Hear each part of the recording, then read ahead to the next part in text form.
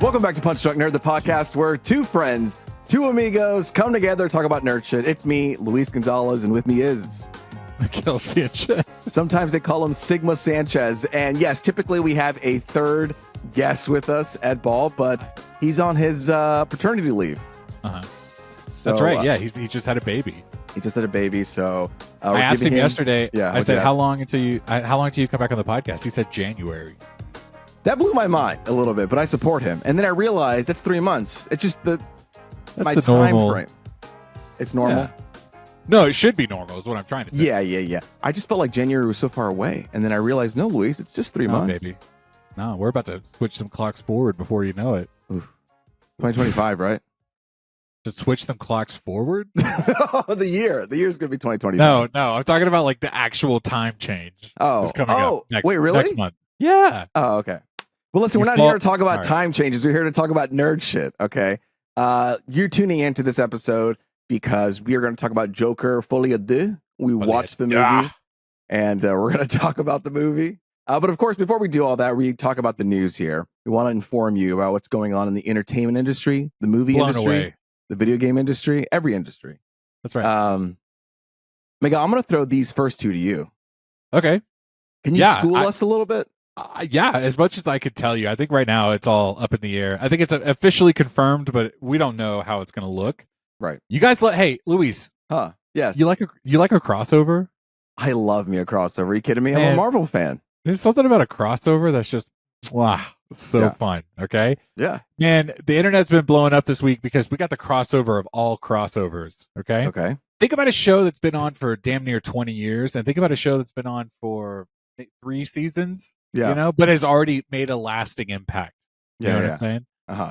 Guys, Abbott Elementary, Always Sunny in Philadelphia, crossover episode? What? I couldn't believe this when, who was it? So one of you guys sent it over to me. This blew my mind.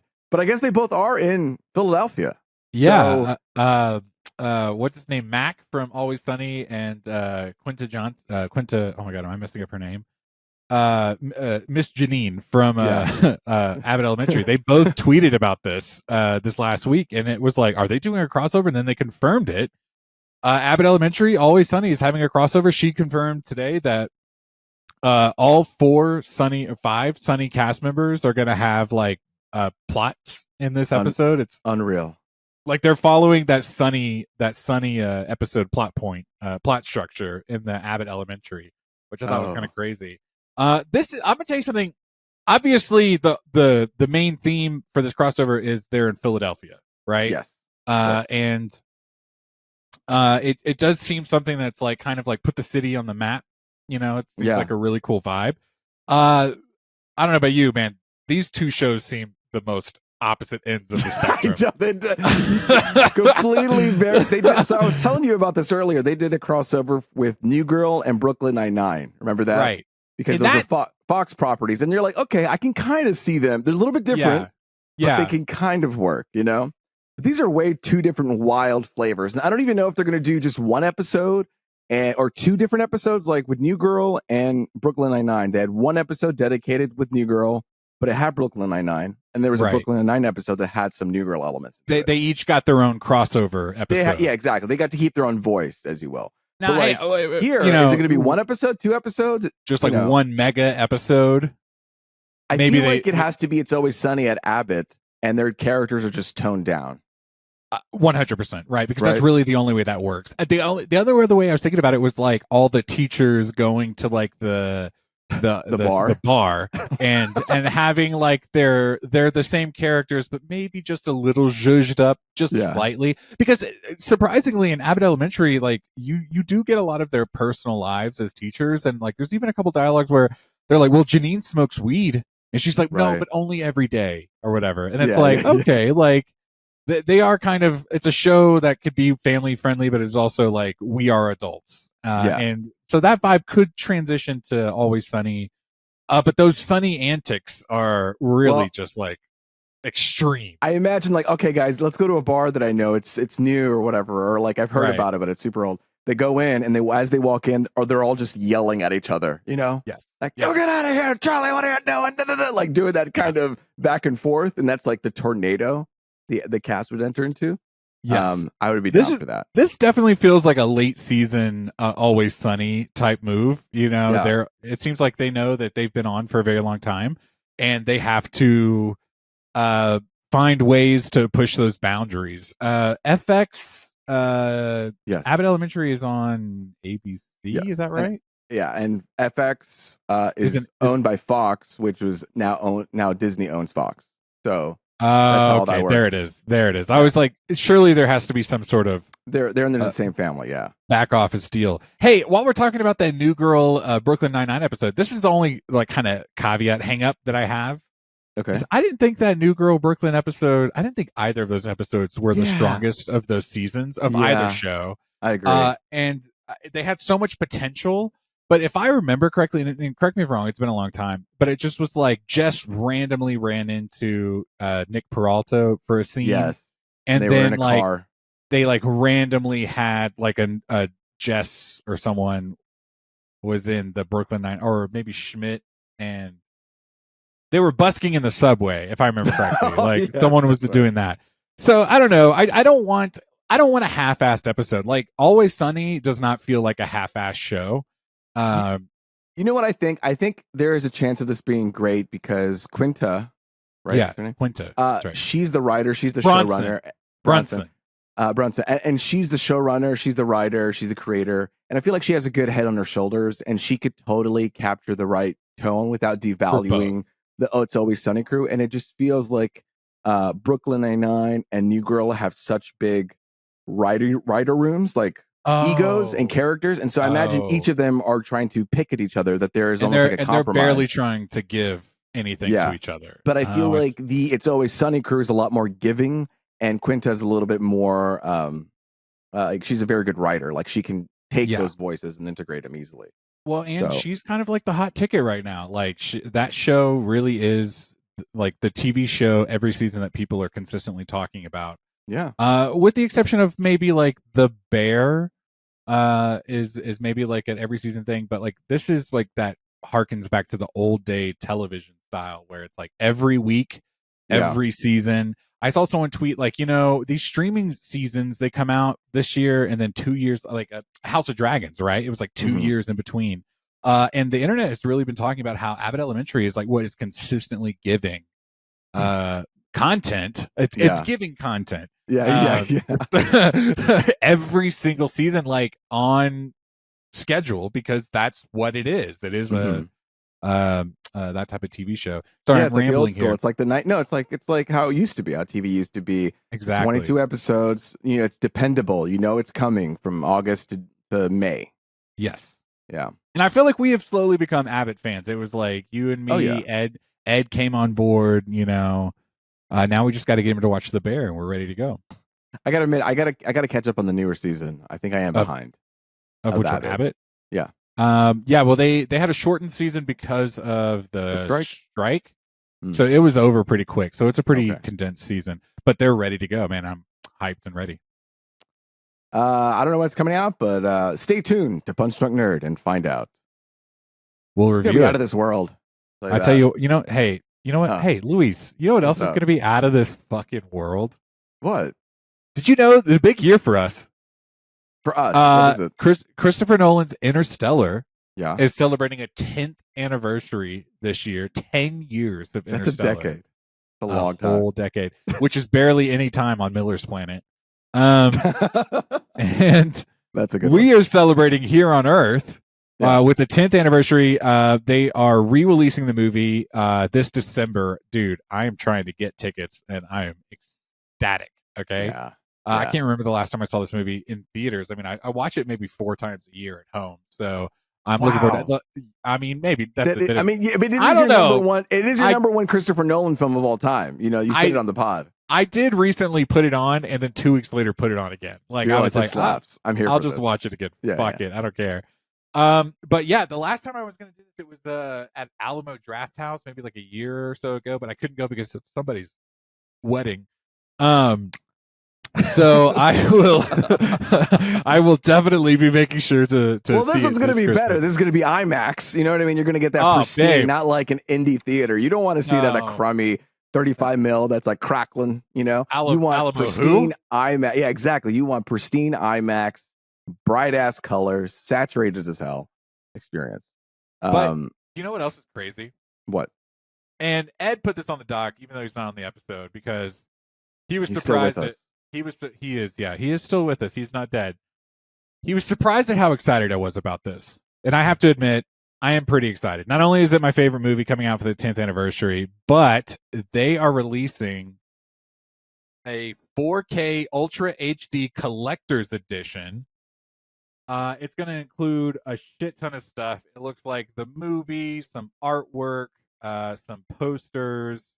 It looks like maybe a steel book of some kind, or maybe I don't know. It's like a trifold that opens up into like three little things, like a little presentation board, doesn't it? Yeah, and I'm going to be real honest. Like, I am not the collector's guy. You know, we talk about Lego sets, we talk about albums, we talk about books, different movies that we're all excited about. I'm not the kind of guy that's going to rush out and spend extra money. You know, like a PlayStation game will come out with like a $200 collector's edition where it's like a statue of like somebody on top of a cliff. Yeah, you know, looking exactly, down. Exactly. Like, I am not that guy. Okay.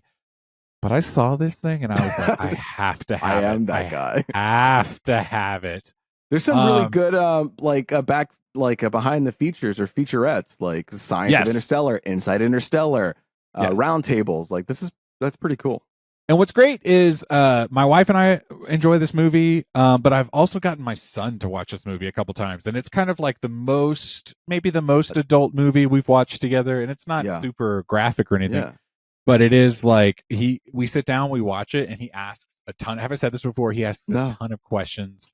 He's like, you know, why is the Earth dying? And like, why are they going into space? And like, why is she that? The whole reason we got into this is because we just got a cat last year. And he's an orange cat. We called him Murphy. Oh, right. From Interstellar. And so I told him, hey, her name is Murphy. He was like, what? And then he put the switch down. He sat down with me. And we started watching that movie, and it's just, oh man, I love that movie so much. I cry every time I watch it. He sat down with me and was just like so invested. Yeah.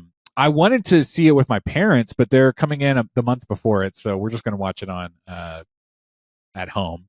Yeah. I super love this movie. I'm actually interested in getting this. I just realized I never looked up the price for it. I'm gonna guess $89.99. Right. That feels slightly under. Oh, did you just find it? I did find it. You want me to tell you? It's $67.99, $70. My God, I thought you were going to say $600. $77. No, $70. That's not bad. That's not bad. I mean, if this is like your movie and your number one thing, like $70 for a 4K Ultra HD with behind the scenes featurettes and stuff, like get it. Like, do it. No, I'm all about it. I love this movie, so I will continue to support it for the rest of my life. Looks like it has like 5 posters in there, so you could feel like you're back in college. You know what? Posters. When I was in college, someone gave me a poster that they got from their screening of Interstellar, and I put it in a frame that I bought from Goodwill. Wow, yeah. And I had that up for a while. It was Miller's Planet. I don't know if you remember that poster. It's the rover going like up into the wave as the wave is coming up over it. Yeah. Oh, it's such a beautiful poster. It's in my garage somewhere. I have to hang it. I do know what you're talking about, though. That's I'm all down for some more posters. My wife was just talking this week about we should hang up some more art, and I'm like, boy, howdy, do I have something for you? Listen, I put in this in the budget, $70. Yes, it's a Blu-ray, but it also has posters we can decorate the house with. She was talking about coffee table books too. I'm like, look, we can put this on the coffee table. Oh, come on, that's a good looking one. That's right. This is a 4K Ultra HD collection. This is the superb way of watching it. But you're talking Go ahead. Something that is HD, but let's talk about something else that is not HD. Let's talk about not remastering something, but demastering something. Okay. You guys must be saying, what the hell is that? Well, Green Day is having their 30th? Jesus Christ. We're so old. We are so old. They're having their 30th anniversary for the album Dookie. Okay. It's a landmark. And what they're doing is they're not high-resing this album. No. They're de-resing it. They're demastering it into 15 formats. So they say this was the way it was never meant to be heard. And by the time you listen to this, it'll be too late. I'll tell you that right now. Yeah, okay. That's what it says. By the time you listen to it, it'll be too late to even try to get these. Basically, there are, how many tracks are there? Did I just say 15? Let's say there's 15. There are 15 tracks, and each song is attributed to one thing. For example, do you remember that Big Billy Bass guy when you push that button and the fish would start singing to you? Yeah. Okay. So they did a basket case version that plays through the Big Mouth Billy Bass. Oh, wow. And but you can only get that. And then their other songs are broken up into different things. Like one is broken up into a floppy disk. Another one is broken up into a squeezable teddy. Another one is a doorbell. Another one is a Game Boy cartridge. Another one is a toothbrush, a hit clip, 8-track, wax calendar, X-ray record, answering machine, mini disc, Fisher Price record, and music box. So they've split all these things into 15 different items that have been demastered into a lower quality. And the bidding starts at you have to have those things in order to like listen to each song. So some of them you could just have, like the Billy Bass, like that one you can push the button. But like the Game Boy, you're gonna have to get a Game Boy to play that. Okay. This one says like a piano player piano roll. Like, I guess you gotta get a piano. I don't have a player piano. But it starts at it starts at $19 and it goes all the way to I think $80. No, $100 per track, which is per item. But they're doing like a rally system. Like you pay now, and then by Friday, there'll be some winners announced. So again, by the time you listen to it, it'll be too late. But still, I thought this was a crazy thing. Like I've never heard of a demastered thing, and I thought it was pretty funny. Wow. So yeah, you like Green Day? I tell you what, there was a time, where it's like, name me a Green Day song right now. American Idiot. Oh, that's not in this. Name me a very old Green Day song. I couldn't. Okay, like if it's before that album, you don't know. You don't know Welcome to Paradise? Welcome to Paradise. You really? Okay. No. So there's a new show, Red Robin. You know Robin? Yeah. DC has announced a new Robin show that's going to have. Who's going to have? It's going to have Robin. Dick Grayson and Jason Todd, who is Red Hood. Red Robin. So Nightwing and Red Hood. It's going to be a story about them. It's called Dynamic Duo. And what's really interesting about this one is how it's being made. It's being made by a puppet CGI company. Okay. Go on. You've caught my attention. I texted you guys. I was like, I'm going to talk about this. They have a demo reel. I think they're called Swaybox. So if you look up Swaybox Studios and look up their demo reel, you can see some of their dramatic puppetry where they mix a little bit of CGI into it. It's going to be, listen, hey, they're trying something new and I'm here for it. Puppets. Yeah, puppets, like little miniaturized puppets, not like Muppets. Like they're not going to be full blown furry creatures. They're going to be like wooden characters that are moving around. Okay. Like like in Kubo and the Two Strings. America. No, not as bad as that. No, not as comedic. Okay. Like Kubo and the Two Strings. Okay, got it. Like little stop motion puppetry. Yeah. Okay. Trying different stuff, trying new stuff. That's all I wanted to say. Speaking of people trying new stuff. Oh God, let's get into it. Let's talk about Joker Folie A Deux. Our feature discussion. The feature discussion. If you haven't seen it, well, I don't know it. Actually, I don't really know what you want to do. If you don't give a fuck, then just listen on. If you're interested, then don't listen. I don't really know what to say. There's spoilers ahead. Okay. I would say just in general, we are probably going to talk about the first movie Joker and also Joker Folie A Deux Yeah. I am probably going to bring up things from the first movie as well. We're spoiling anything. It's a no holds barred here. If it's if it's a Joaquin Joker movie, we're going to be talking about it tonight. We're going to be talking about it. Yeah. Well, we should preface it before anything else. God, the internet has been tearing this movie apart. This has been so divisive. It has been insane. Bad news for this movie. Okay, straight after Megalopolis, and it's just like these two movies are getting beat up, and the way that movie was getting hammered, and you were like, I kind of want to see it. Yeah, that's how I felt about this Joker movie. Okay. I was like already on board to see it, and it was like, I hate this movie. I was like, well, let's see why, you know? Yeah, exactly. And I think what I texted the group was like, I'm about to go see Joker, and I'm either going to walk away hating this movie or hating the haters. And I can't wait to just tell you what I thought. But we should just say what Joker. Everyone saw Joker. It was a huge hit in 2019. It made over $1 billion. Joaquin Phoenix took home the Best Actor Academy Award. Yeah. And this movie made less than Morbius its opening weekend. So, really? Yeah, it made less than Morbius. Okay. I think Spider-Web, Madame Web, made more money than this movie. I think, didn't they say Madame Web also was a higher tomato score? Hold on.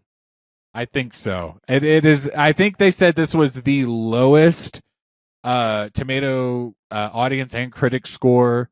Okay, so all superhero movies. Madame Web had 11% on the tomato meter. That's just the critics. 11% on the critics and 57% on the audience. In the Joker, it was 33% from the critics and 31% by the audiences. So people think that this movie is worse than Madame Web. Just to go into it. Miguel, I don't know who's going to go first, but I had Sarah write down a number into this piece of paper. Oh, fuck yes. Okay. I don't know what's in this piece of paper, but we're both going to decide a number. And when I say 3, 2, 1, we'll say the number out loud. 1 through 10. 1 through 10. Okay. 1 through 10. All right. Okay, and then whoever gets closer will go first. Has to go first. Yeah. First off, before we even do this, do you remember one of our very first episodes? We talked about Thor Ragnarok, and we had that reel where it was like, okay, who wants to go first? And everyone was like, oh, not me. I don't want to do it. That's how I feel right now. It's been a while since I feel like I don't know if I want to talk about this movie. Go first in this movie. But I love the. Okay, all right, we'll do it. A number between 1 and 10. All right, you ready? Here, I'm going to go 3, 2, 1, and then we say the number out loud. Okay. At the same time. Okay, here we go. Okay. 3, 2, 1, 6. 7. Oh. All right, I'm opening it up. Okay. It's an 8. Oh, no. Okay, so I got to go first. I got to go first. Okay, I said 7, you said 6. It's an 8. I did say, great. Okay, well...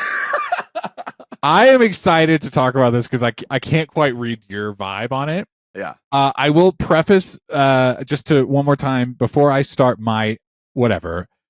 The internet hates this movie, and that's something that I'm going to talk about at some point. This is what I love. I'm so happy that you know the pulse of the internet right now because this movie specifically, I've been avoiding like crazy. Like even after seeing the movie, I don't want to know. Like I know it's bad out there. But I don't know the specifics of why people like I'm staying inside. That's good. It's rainy outside. And like every podcast or anyone that starts talking about it, I was like, I can't handle that kind of voice right now, you know? Well, yeah. I mean, you read the tomato score. That's what the internet thinks. Okay. Everyone has absolutely shitted all over this movie. And much like The Last of Us, like I'll be able to tell you, like, this is what specifically people are complaining about. Oh, wonderful. Great. Great. But I'm just going to go ahead and come out. Guys, this is spoiler discussion of Joker, Folie A Deux, and Joker, the first movie. Hey, I'm not ashamed. I liked this movie. Yeah. Okay. I thought it was actually kind of good. Dude, the internet is ripping this movie apart. Yeah. And I am actually kind of happy that they did, not for like the box office success and like the people that worked on the movie, but like I went into this with such low expectations, which of course you can factor into how critically involved am I. But I came into it with I just was like, oh, this movie must be batshit terrible. Yeah. Because of the way people are talking about it. And I walked away after 2 hours and like 17 minutes or however long this movie is. I walked away going, yo, that movie was not bad. Like, people acted like this was a piece of shit movie. And then I was going back and like reflecting on the criticisms, and I was like, I don't know. I kind of feel like people just didn't get this movie. Like, they didn't get and the way, and I mentioned Last of Us earlier because one of the things we talked about in a previous episode, I won't spoil anything, but it was like there were leaks before that game came out, and people were like, I don't like it because this, and then someone would tweet, you know, XYZ happens, and the whole internet created an opinion about this game before they even played it. Yeah. And I feel like that's what happened in this movie. There were some, I don't want to say leaks because the movie came out. They didn't do screenings. The movie came out, and then people were talking about it, and then just some very bold plot points were discussed online because you know how the internet is. Yeah. And it just, I feel like word of mouth really tore this movie down. And I was in a level that I feel like hasn't been seen. Like, it's funny because it happened with Megalopolis. Yeah. And then Joker came around and said, hold my beer. And then it started to get the same negative reaction. I've never seen this in a while where everyone really rallied against this movie as if it was some sort of like, well, I don't know. And that's kind of, you were talking about the internet. That's kind of the thing that I see on the internet all the time. Everyone loved, this is another talking point. You could see this on the exact same feed on your Twitter, right? Someone shit-talking Joker, and then someone else shit-talking Deadpool and Wolverine, and someone underneath that Deadpool Wolverine tweet going, guys, 2 months ago, we fucking loved this movie, and now you hate it, and God, the internet's so bad. But then Joker fucking sucks, and kill yourself, Joker. You know what I mean? Like, it's just the internet is just constantly looking for something to tear down. Yeah. Or just magically build up. You know what I mean? So I really just feel like anytime you get these super like crowdsourced opinions, whether it's good or bad, you really have to take that with a grain of salt and go in and just appreciate it for yourself. But enough of the internet talk. Luis, I actually liked this movie. It was a bit long, and it did have musical elements to it, which we're going to talk about here in a little bit. But there was something about the length of the movie. Now, it's not a 3-hour long movie, but it is pretty long. There was, by the end of the movie, it's about 220 or something like that, 217.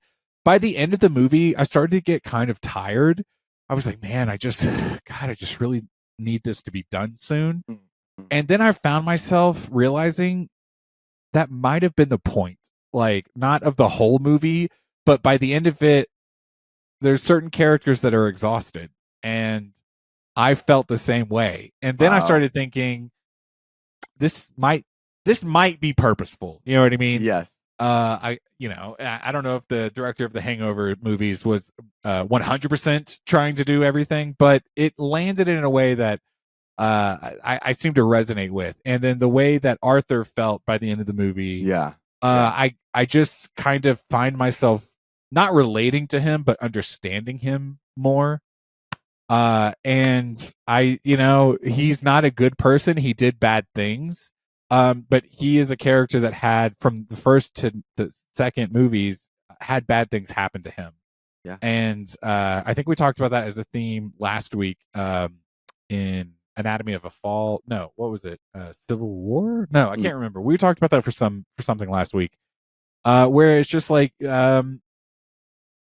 these protagonists are not always good people. It doesn't mean I subscribe to what they're doing, but I can kind of see what the building blocks were to their choices.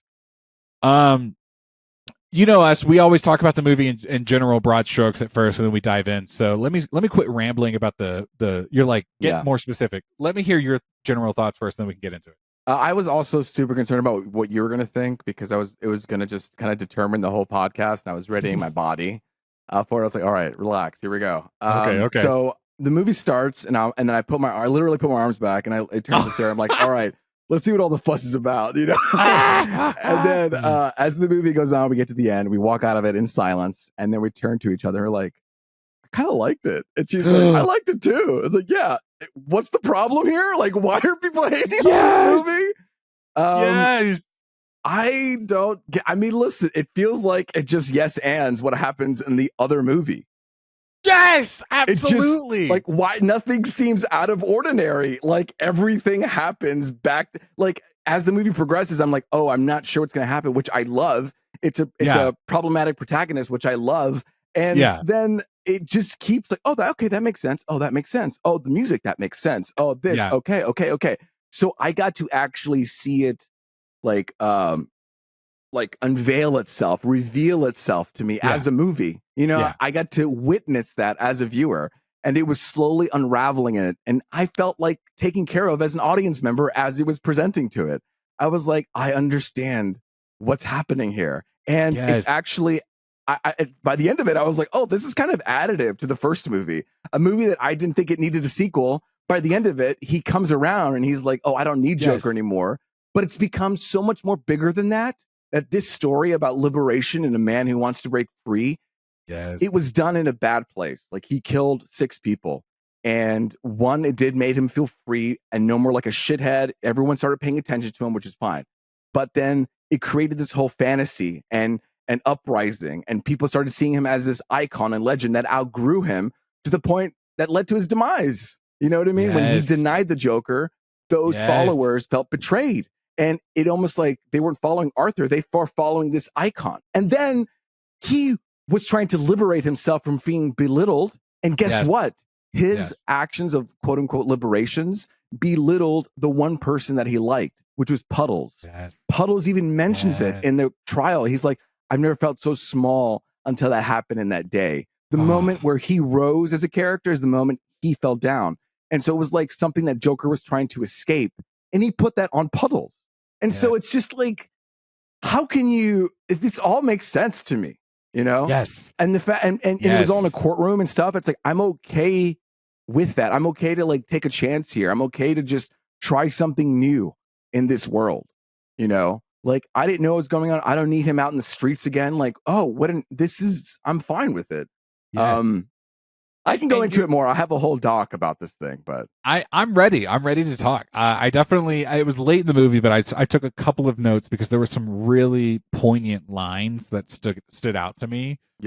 Towards the end of the movie, and I was just like, I fucking get it. I was a Frank in It Always Sunny in that one episode. You know what I mean? I was like, I get it. You know? And you're talking about this like society that like lashes out when he doesn't want to be Joker, and that they were talking about like this is a meta commentary movie, and it's just like the internet just like hook, line, and sinker bought that bait. You know what I mean?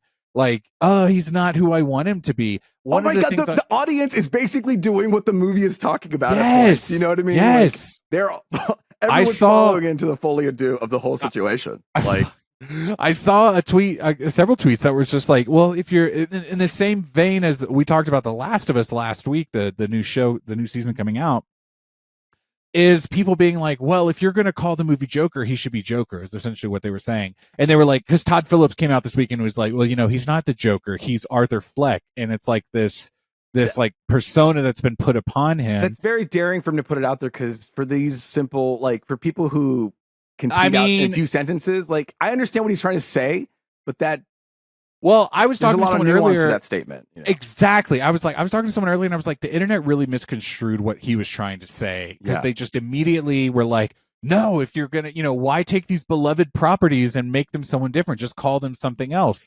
And it's like, first off, take a half step back. I think we've talked about this before, but like, Joker has so rarely been defined as a character. Batman is Bruce Wayne. Superman is Clark Kent. You know, Joker has always just been this persona where creatives have come in and taken him in different directions, and we've seen different variations of this character. And I don't know if Arthur Fleck is actually a character that the Joker has been before, but this is his interpretation, Todd Phillips and DC's interpretation of this Joker. There was never going to be a world where he was the crown prince of crime fighting Batman. You know, there was never a world where that was going to happen. And I think, because I said I was going to talk about the first movie, I think by the end of the first movie, he's so barely the Joker. You know, he has that one big scene at the end of the movie that I think maybe people thought he was going to be running around Gotham in this movie and having fun and becoming an icon of the people, leading it into town, taking them down, things like that. Yeah. Instead, what it was is it started and said, no, he fucking murdered someone on live television, plus all these other people. And there are consequences to this now. And there are consequences, absolutely. Yeah. And he is, think about like a prisoner, you know what I mean? For better or worse, good or bad, did they do it? Did they not do it?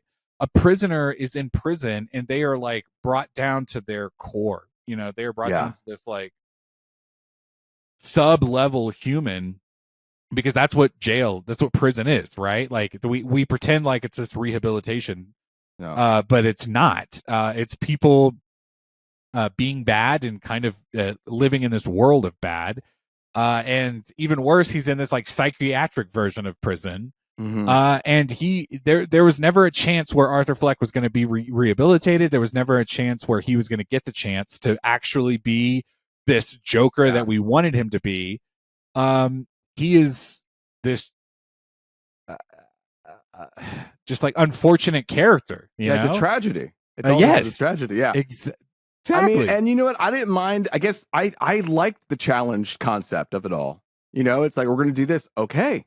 I wasn't expecting that, but you know what? I'm here for it. And the fact that it feels still within world and yes, ending it, I was okay for that type of challenge where like, we really are staying in this jail cell. We really are doing the courtroom, but that allows us to actually explore his more imaginative side, his fantasy side, because since he can't escape in the real world, he now has to create these musical moments in his head, which lets us into his character.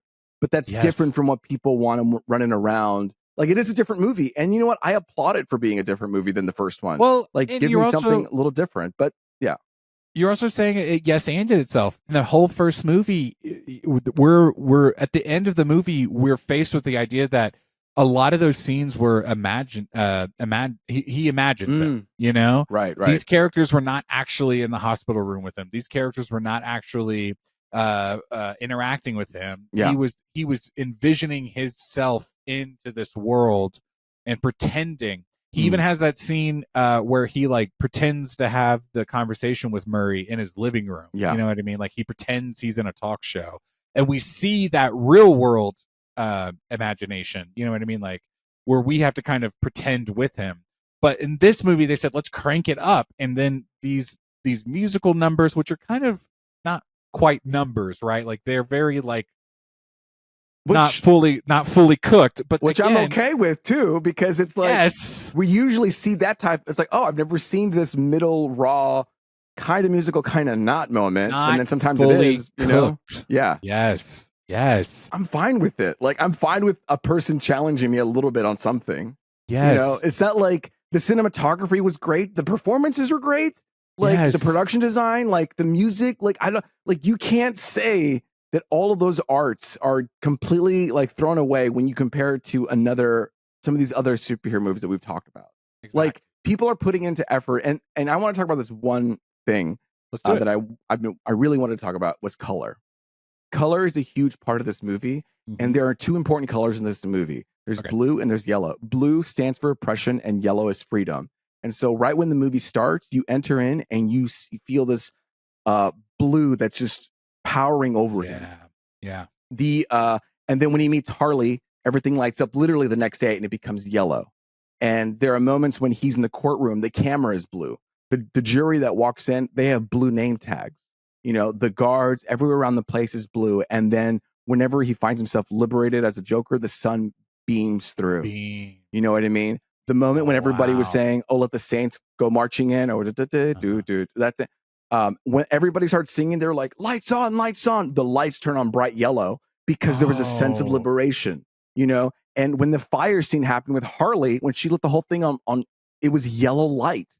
And so I'm telling you, follow the colors when you watch this movie next time, because that is storytelling within itself. You get to see the balance and the dance between oppression and liberation. And I noticed it when they were like, hey, I forgot, it was like, do you regret being the Joker? He was being interviewed or something. And then there was this really awkward, like strange glow of light that just started to amplify on his face. I was like, oh, that's interesting and weird.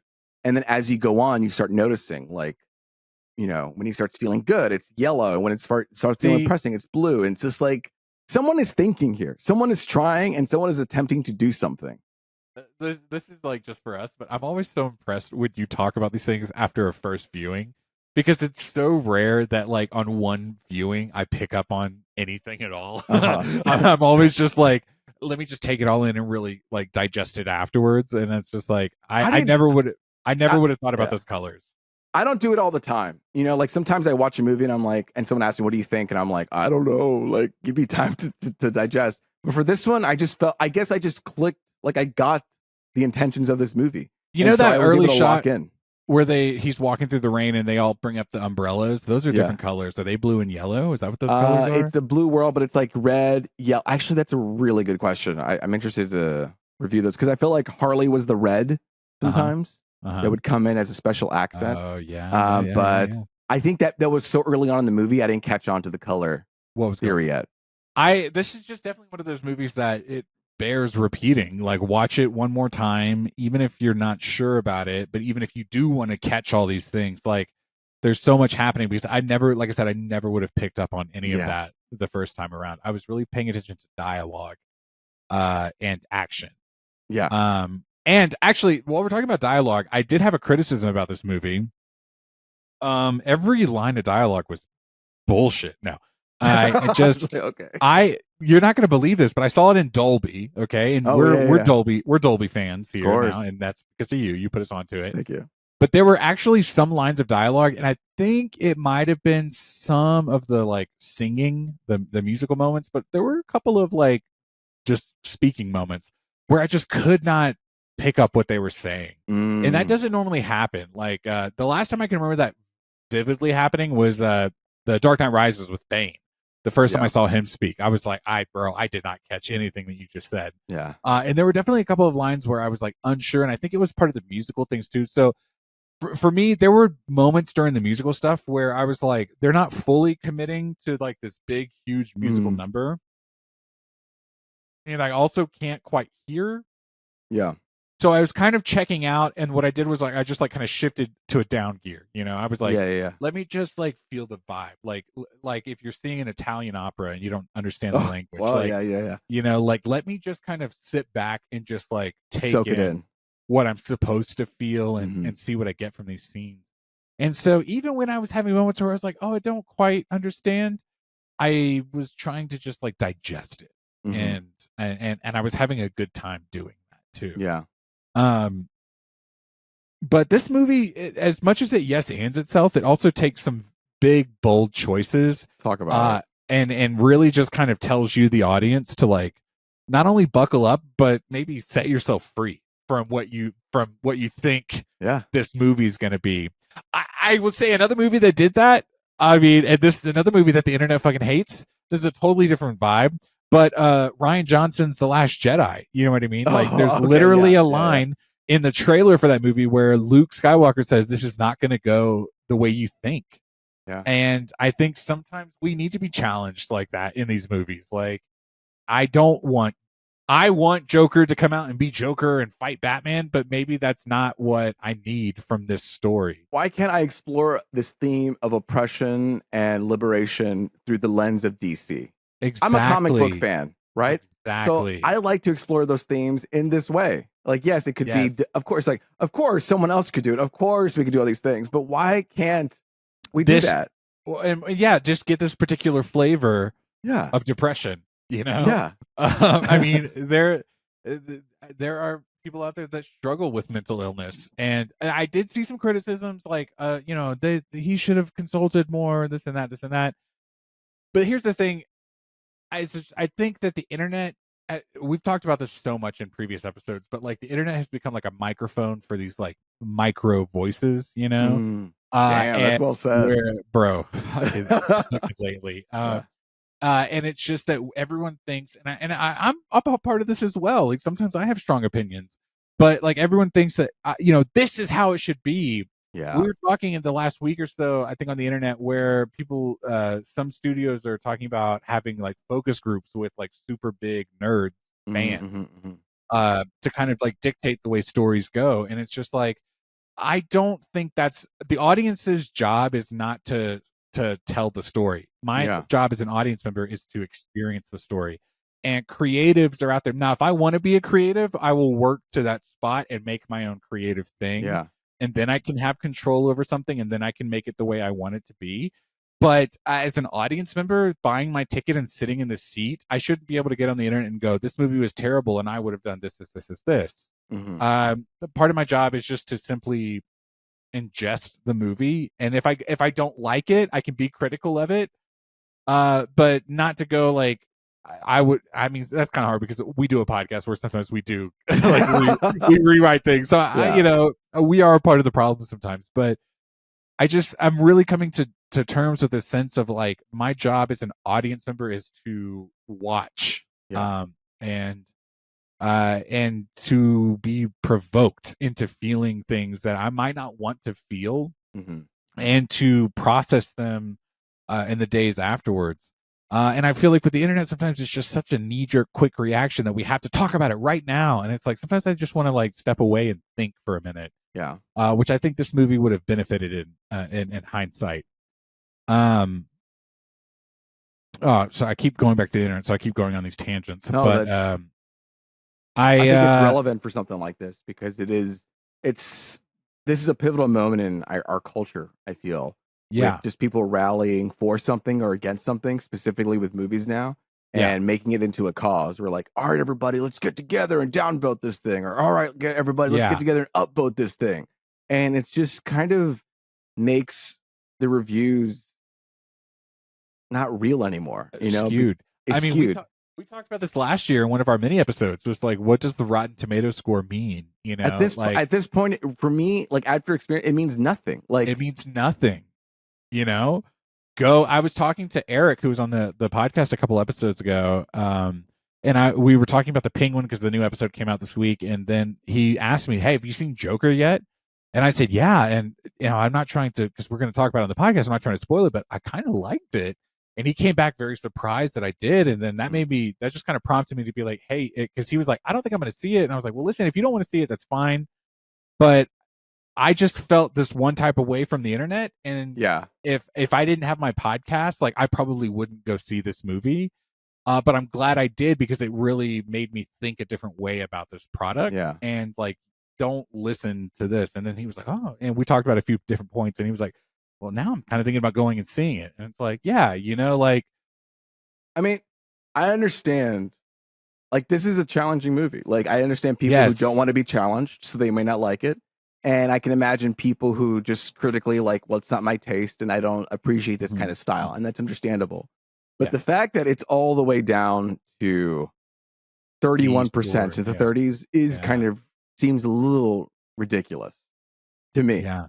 Because if you think about it, I don't have to see a movie, right? We talked about this, but I don't have to see a movie to hop on Rotten Tomatoes and review this movie. Yeah. I don't have to present my ticket to be like, yes, I saw this, and now this is my review. Yeah.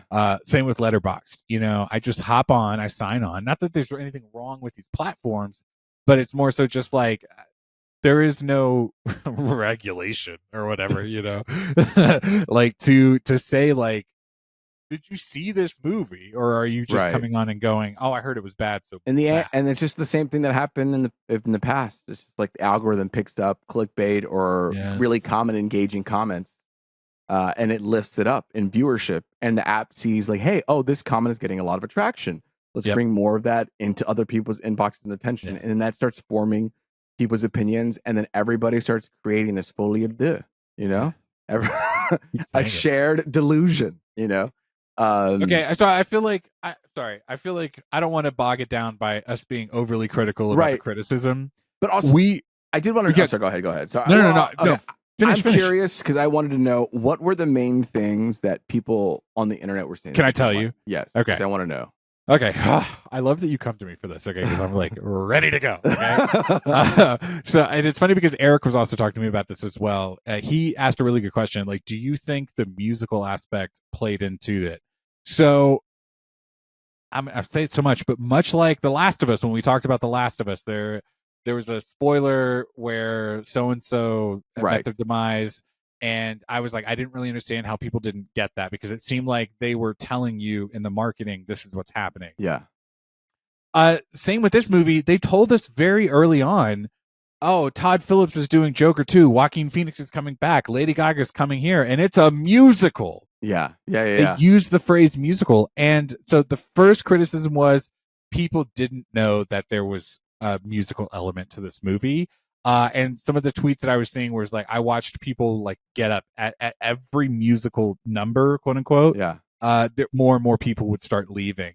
Because they weren't there. So it's genreist basically at this point, like, right? Is yes, that what's happening? But you also talked about when we talked about Mean Girls. Remember they did a remake of Mean Girls, that's right, and that was a musical. And we talked about how you had no idea that was a musical, and so there were people that were going to that movie, sitting down, paying money to see it, because we don't all have AMC A-list subscriptions like us, Louise. Exactly. Okay? You're right. You're right. So some people are spending their hard-earned money on every ticket they buy. So. Yeah. And then they're like, "Oh fuck! I didn't realize there's a musical. Like, I don't subscribe to this. I got bamboozled or something." Exactly. And so there's that bit of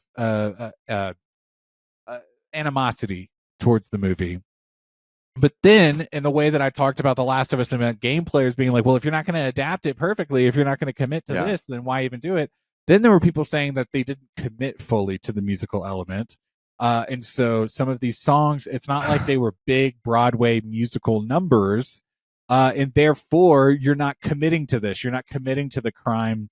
The trial angle, the jail angle, the musical angle. You're not committing to any of these things. And therefore, that's a disjointed piece of film. And I don't like it. And it's like, well, that's kind of purposeful. It was purposeful. Doing. Yeah. When Arthur Fleck went into I know that I had to correct myself. When he went into those musical numbers, that was like his anxiety. We're going to talk about Penguin later. There's a character that stutters on Penguin. Yeah. And he stutters when he's nervous. It's but not quite fully nervous. It's also other at other moments too, yeah. Yeah, but it's like Arthur is in certain moments triggered by these things, and that's when he goes into these comfort zones of musicals. Yes.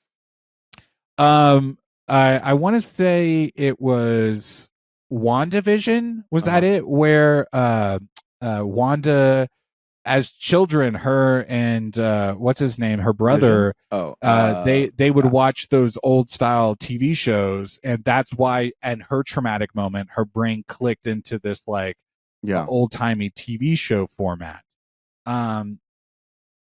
There's a precedence, and there's also sorry, I'm going more deep into it, but that was one of the criticisms. Was it was not a fully cooked egg, right?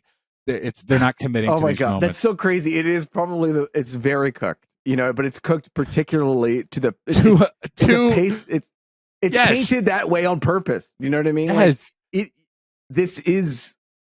this movie is like a personality. It's a person. Like, just because you don't like this type of person doesn't mean it's not. I don't know. Yes. I don't know what I'm saying, but it just feels like I feel the intention watching the movie, and when there is intention into a movie, I give it a little bit more leeway because I'm like, okay, they're doing something. They're doing something. Everybody's different. I don't meet somebody and I don't like everybody. But you have to have some room to like listen and to receive and to be like, hey, I'm not used to this, but I will try it. And some people, they don't want that in the movies. They want to go to movies and escape.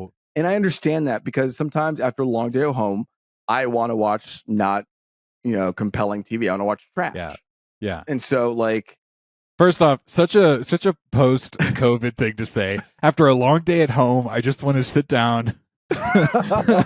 Like most people are like at work, out of the office or whatever. You're like, after a long day at home, I just want to shut my laptop and turn on the other screen. I want to stop working from home and relax from home. No, I mean, it's just like, if you have intention, and you shoot for it, like, yes.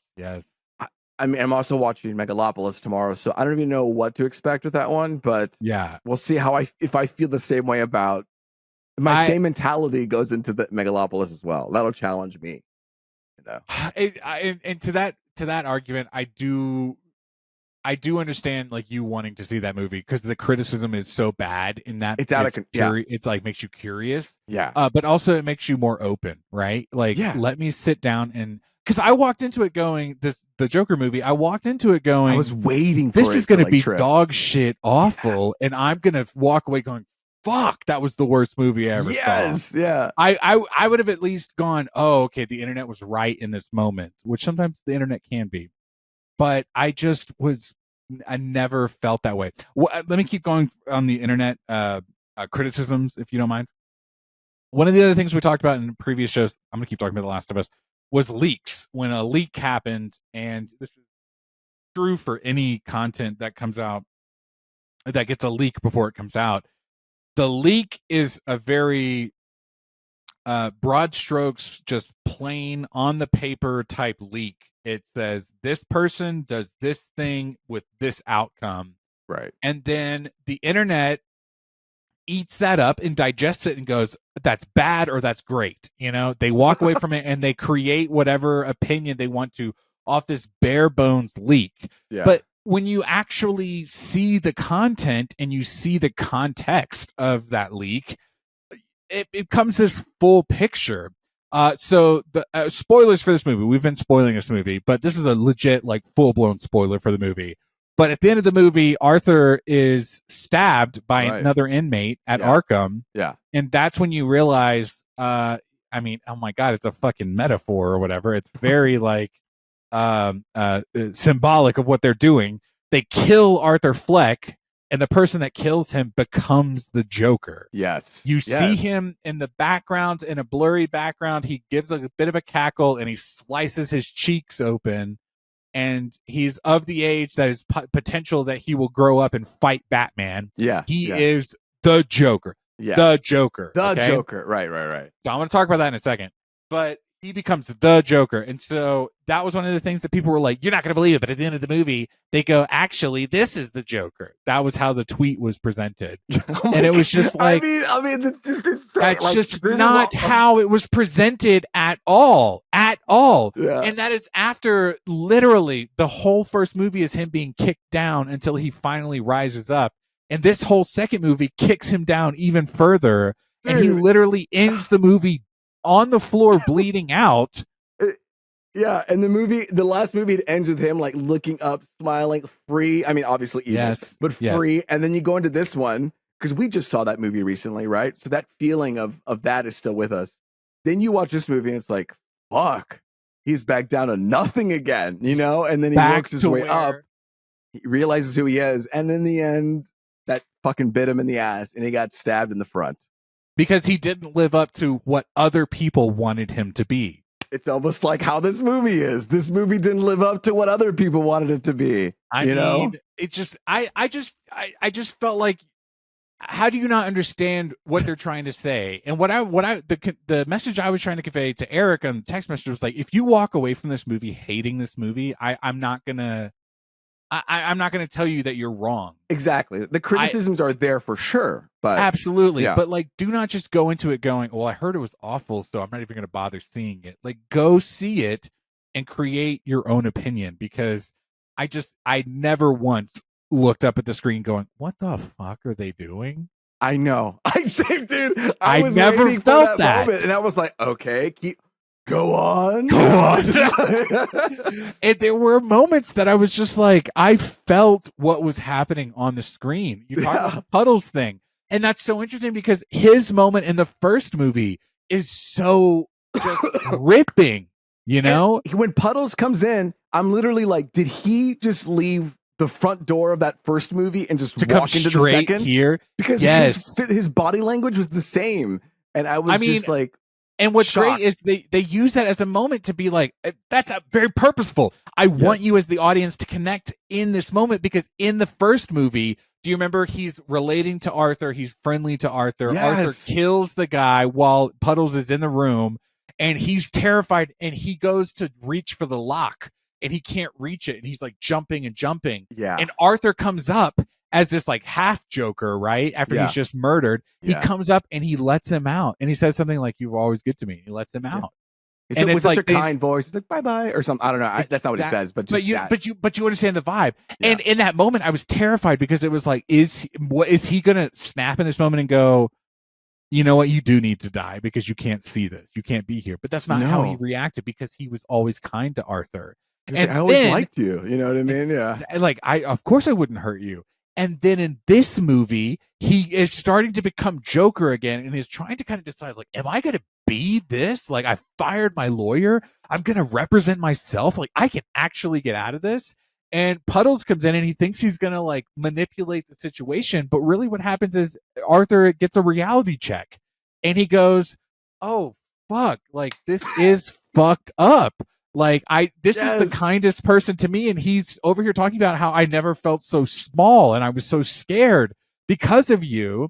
And that shifts, coupled with one other thing, shifts his whole perception of what he's trying to do. And therefore sets off this chain of events where Lee and the rest of the city goes, you're not who I want you to be. And I just don't understand how people didn't get that, you know? Like my monkey brain is like, I want them to be together and run away. You know what I mean? Like, you feel that, you know, and then when it doesn't happen, I'm like, okay. Yeah, I get it. That makes sense. Do. Like, yeah, of course you wouldn't, you know? Because you don't always get what you want. You can't always get what you want, you know? Yeah. And that is what happens. And that's just like a baby theme, you know? Like, he murdered people. We should not be rooting for this person to win, you know? Well, things can be two things at once, you know? It's just like, that's how life is. Like, it could be a terrible thing, but he also went through a terrible life. Like, he was trying to find liberation again, and you see it, but it was also a terrible thing. And you could see it through, they call back to the bathroom dance scene. Yeah, that was a pivotal moment in Joker where you see him actually start dancing to the song, and he's moving, and that should let you know, like, music has always been in the DNA of what makes this Joker. And I talked about it last week, didn't I? I talked about how Joker, I was like, it's funny that Joaquin Phoenix did Jokery dance movements without actually seeing past Jokers. Yes. Because he was already like his fluidity and his movement is just, I don't know. I think that musicality carries through. I've got something. I want to say something real quick. Okay. Think about all the Jokers we've seen since Heath Ledger. Okay. Just since 2008. Okay. So starting with Heath Ledger all the way through this Joker. Okay. We've also seen, there were two Jokers in this movie, but we've also seen in the Batman, in the Batman universe of Matt Reeves, there's a Joker there. We've seen Joker in animation. We've seen Joker, fucking Suicide Squad, Jared Leto. Okay. All these different iterations. This was something I was just like, I walked away from this movie going, 100% I believe it. Heath Ledger could have played this Joker, and Joaquin Phoenix could have played his Joker. Both of those could have been the same, not the same Joker, but both of them would have had the exact same presence on screen. Wow. Yeah, you're so right. I could totally see that. At the end of the movie, I was just like, I understand these are two totally different people, and we got a little more, we delved more into the psyche. We're not saying that we're going to see this 70s Joker in a Dark Knight movie. We're saying that Joaquin Phoenix could have played Nolan's Joker. Yeah. And Heath Ledger could have played Todd Phillips's Joker. Right. They're able to take some of this DNA with it over there, and it would have translated. Like, there is a shared language between the two of them, even if it's just a small percentage. I agree with you. Easily two of the best live action Jokers, and there's a reason why both of them won the Academy Award. Now that I'm saying it, that's so stupid because they both won the Oscar for these roles. They won the. I know. Like, there is a reason why these roles resonated with audiences, whether it was the first movie or this movie or the original. I know you're bringing up those two. We also, like, we can't disregard Jack Nicholson's Joker. Like, that is a very... Oh, no, I'm sorry. Again, I'm only speaking simply from Heath Ledger to today. No. Yes. Absolutely. I mean, there was a conversation on the internet this week also, is like, the Joker also needs to be funny. That was also a conversation that was being had. And it was talking about how Heath Ledger's Joker was actually funny and Jack Nicholson's Joker was actually funny. And it's like, I'm not going to lie, there were some times when Joaquin's Joker is funny. Because what he's doing is Go ahead. No, go ahead. Go ahead. Keep going. I want to bounce off of it. I just mean like there are moments where Joaquin's Joker is funny, but it's not necessarily like, oh, he's like, there are moments where Heath Ledger is like, I'm gonna do a bit right here. I'm gonna ad lib something, or I'm gonna be funny in this moment, and it works especially because Nolan's movies are very cold sometimes. Yeah, but Joaquin is also funny in a way that you're like, kind of like, this is depressingly funny, or especially because they say, "Hey, that's not funny," and it's like. Exactly. And what's funny is when Harley Quinn was giving jokes to him, I did laugh in the theater, but I was like, oh, that's not supposed to be funny. But I get in this world between them two what's going on. Like I'm understanding their language. Yes. Just some like general, like outside of like depressing funny stuff. I did find two things kind of funny. Okay. The real funny thing I found was when he was interrogating. This is I know we've been talking a lot of deep stuff. Okay. When he's interviewing Puddles, and he starts taking on this like Longhorn Foghorn character. I totally forgot about that. And he's like, Mr. Puddles, if that is your real name. And he's like, it is my real name. He's like, oh, really? That's your real name, Mr. Puddles? No. And he just goes back and forth in complete disbelief that is his real name. Yeah. I genuinely cracked up. I thought that was just like a funny moment in the movie where you got to see like Joker confused genuinely and concerned. It's like, oh, you're Puddles. And then that made me laugh. And then the second part was when Harley Quinn was he like pushed her way into the press circle or whatever. Oh yeah. She's like, me and Joker are gonna make a mountain together. We're gonna build a mountain. And then she walks away, and then you just hear a voice go, a what?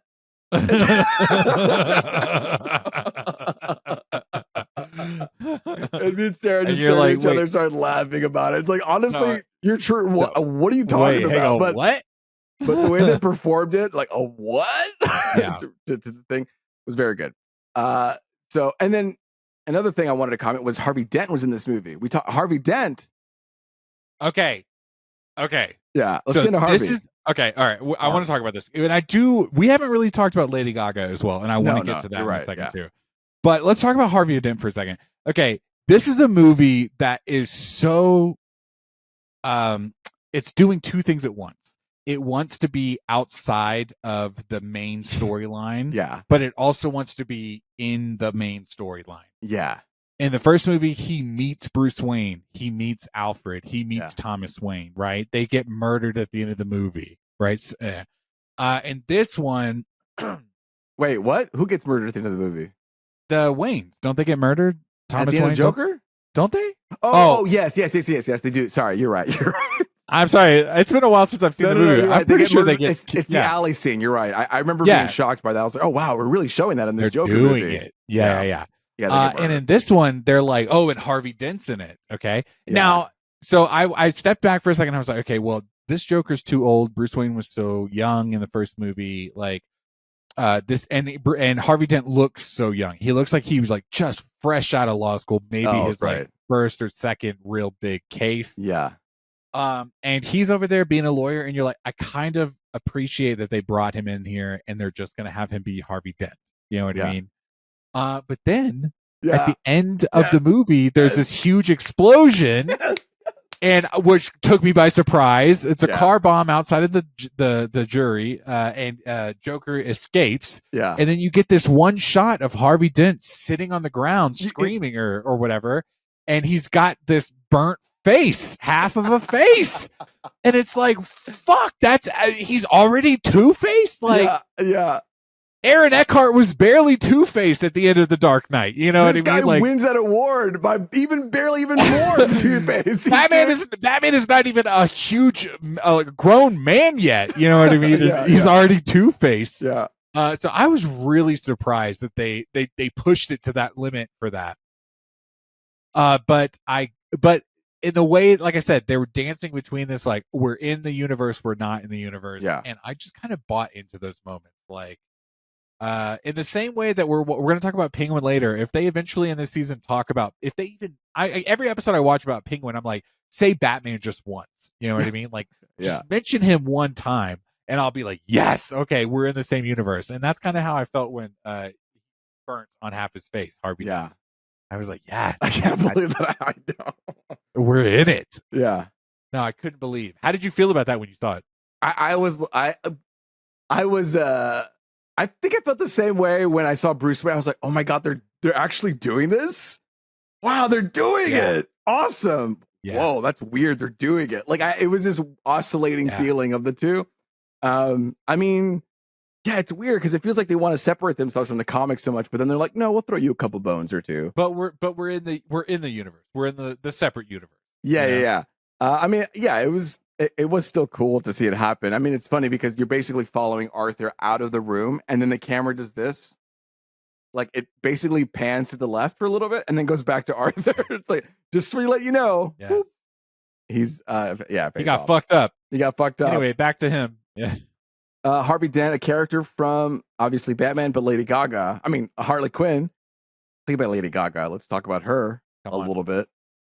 What a great interpretation. I loved that they called her Lee the entire time. They never called her Harley Quinn. There was only one moment. Okay. There was only one moment where they gave her own like Harley makeup, right? And it was towards the end of the movie. Yeah. And I remember thinking in the trailers, God, this would suck. I remember thinking this. If they just are like, Joker's here, and now all of a sudden Lady Gaga is Harley, and they're together the entire movie in makeup. A part of me was like, I just don't see that actually happening. And that's actually what they did. They barely gave her that. She was always dressed down. She was always in this like Arkham PJs, no makeup, right? Yeah. Greasy hair. And when she's finally released from Arkham, she goes to the courthouse for a couple of sessions, and then it was like the finale, right? Like they are going to give. Can you get her a closer seat? You know. Yes. Oh. Also funny. That's funny. Okay. Yes. But then she comes in, and then it was like her makeup was just this like bare bone Harley thing, and it made sense. It was like.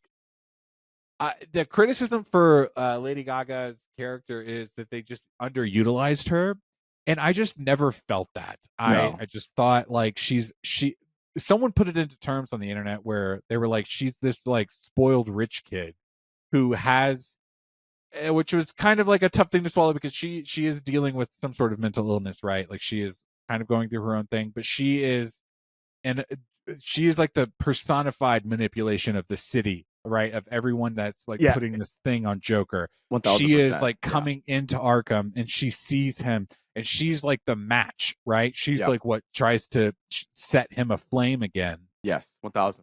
And she creates this relationship based on this fantasy, and then at the end of the movie, and there's like a question of her demise or not demise. But you know, it's she basically tells him like, don't you understand? Like, you're not my fantasy anymore. Like you didn't live up to what I wanted you to be, and therefore we're nothing. Yeah. You know? And I felt like that was her arc. Like she was there to be like, I am this kid that wants a toy, and you're my toy. And then you broke, and now I don't want you anymore. Yeah. And also, I think it's because people were expecting this big, huge musical movie. Oh my God, who is one of the greatest voices of all time? Lady Gaga. Of course, we're going to see all of these like standout musical numbers. I guess it pissed off two groups of people: the musical crowd, and then like the quote unquote hardcore comic book crowd. It's like all these notes feel like almost big producer studio notes that they give down to the creative. They're like, can you make them more fun? Can you be more musical? Yes. Can you just have them go out in the city and be bad? Like all of these are just producer studio notes putting down on a creative. Like, let him be a creative. But they were doing something that wasn't that. Yeah. I hate to, as much as I hate like the general voice of this movie, I also don't want to come across to the other side and be like, well, actually, you just didn't get it. And I feel like that's how I feel a little bit. But I think we're speaking so strongly on this side in this podcast because you hear that other voice so strongly as well. So it feels like we are also having to in their own way, respond back very heavily. Yeah. Whatever, you know? Yeah. But there is nuance in between, obviously, and there are things that you may not like, and that's completely valid. But I think it's just not going into it and not kind of taking your own opinion and critically thinking for yourself, like, hey, if this isn't your jam, fine. If it is, then fine. Like, just watch it and see. Can I ask you a question? Huh. You've talked about this a couple times on the podcast where with your in-laws, okay, like at Christmas or whatever, you'll rent a movie, and whether it's in theaters or not in theaters, you'll rent a movie and you'll sit down and you watch it, and sometimes you bring like their opinions into our conversation. Right. Let me ask you this: 2 questions. Would you watch this again, and would you watch this again with your family? Okay. So 2 things. Actually, we did say, Sarah said we just saw Joker, and they were like, oh, I heard it was so bad. You know, I heard it was so bad. Because that's what they hear. Like, oh, it's so bad. That's what they hear. I understand. Yeah. And then, look, I think me and Sarah like it, but I think it would not be a movie for them. Okay. You know? I'm curious. Yeah. And I just don't think it's a movie for them. And that's fine. You know? Just the way that this movie isn't for everybody. Yes. But yeah. Again, 30% is very hard to believe for me. Yeah. Like, that's a hard pill to swallow for like what this movie should be rated. I could see both of them being like, well, I would rather it be a full-blown musical. You know what I mean? Like, then they would get on board. Also, this is not obviously like a very nice character as well. So like, there are something like some people they do bad things, and so it's like you have to come to understanding where like you're entering into a story where we're not raising up great people, you know, who go through something difficult. It's a person who is troubled that goes through difficult things and makes bad choices. And we see a story unveil itself, and that's just the story. Like that, some movies can just be like that, you know, where they're just following somebody's journey, and then you take up what you can because there is truth in everybody's journey in life. So would you personally try to see it again? Not in theaters, maybe, but would you watch this movie again? Yeah, I think I would. I think I would too. Yeah, I think I would too. Like, I think I would. I think it also helped. You really kind of inspired me to watch the first movie again, and it really helped that I watched it back to back. Yeah. Because there were 2 elements that I really picked up on in this movie. Like, his imagination, right, was such a big story point in that first movie, and so that helped me kind of understand his character in this one. Because 2019 was 5 years ago. Yeah. Right. So like, if you haven't seen this movie in a bit, it may seem a little jarring, but like being able to watch it back to back kind of helped me. It flows actually pretty. I mean, in my mind, it works. You know. And then there was actually, as I was watching the first movie, him and Zazie Beetz, they have a moment on the elevator where she's like, "Oh, fucking poof," and she does the gun to the head thing. Yeah. And Lee does that in Arkham Asylum as well. Yeah. She does the same thing. And this is, oh my God, so on the nose. It's literally triggering. Yeah.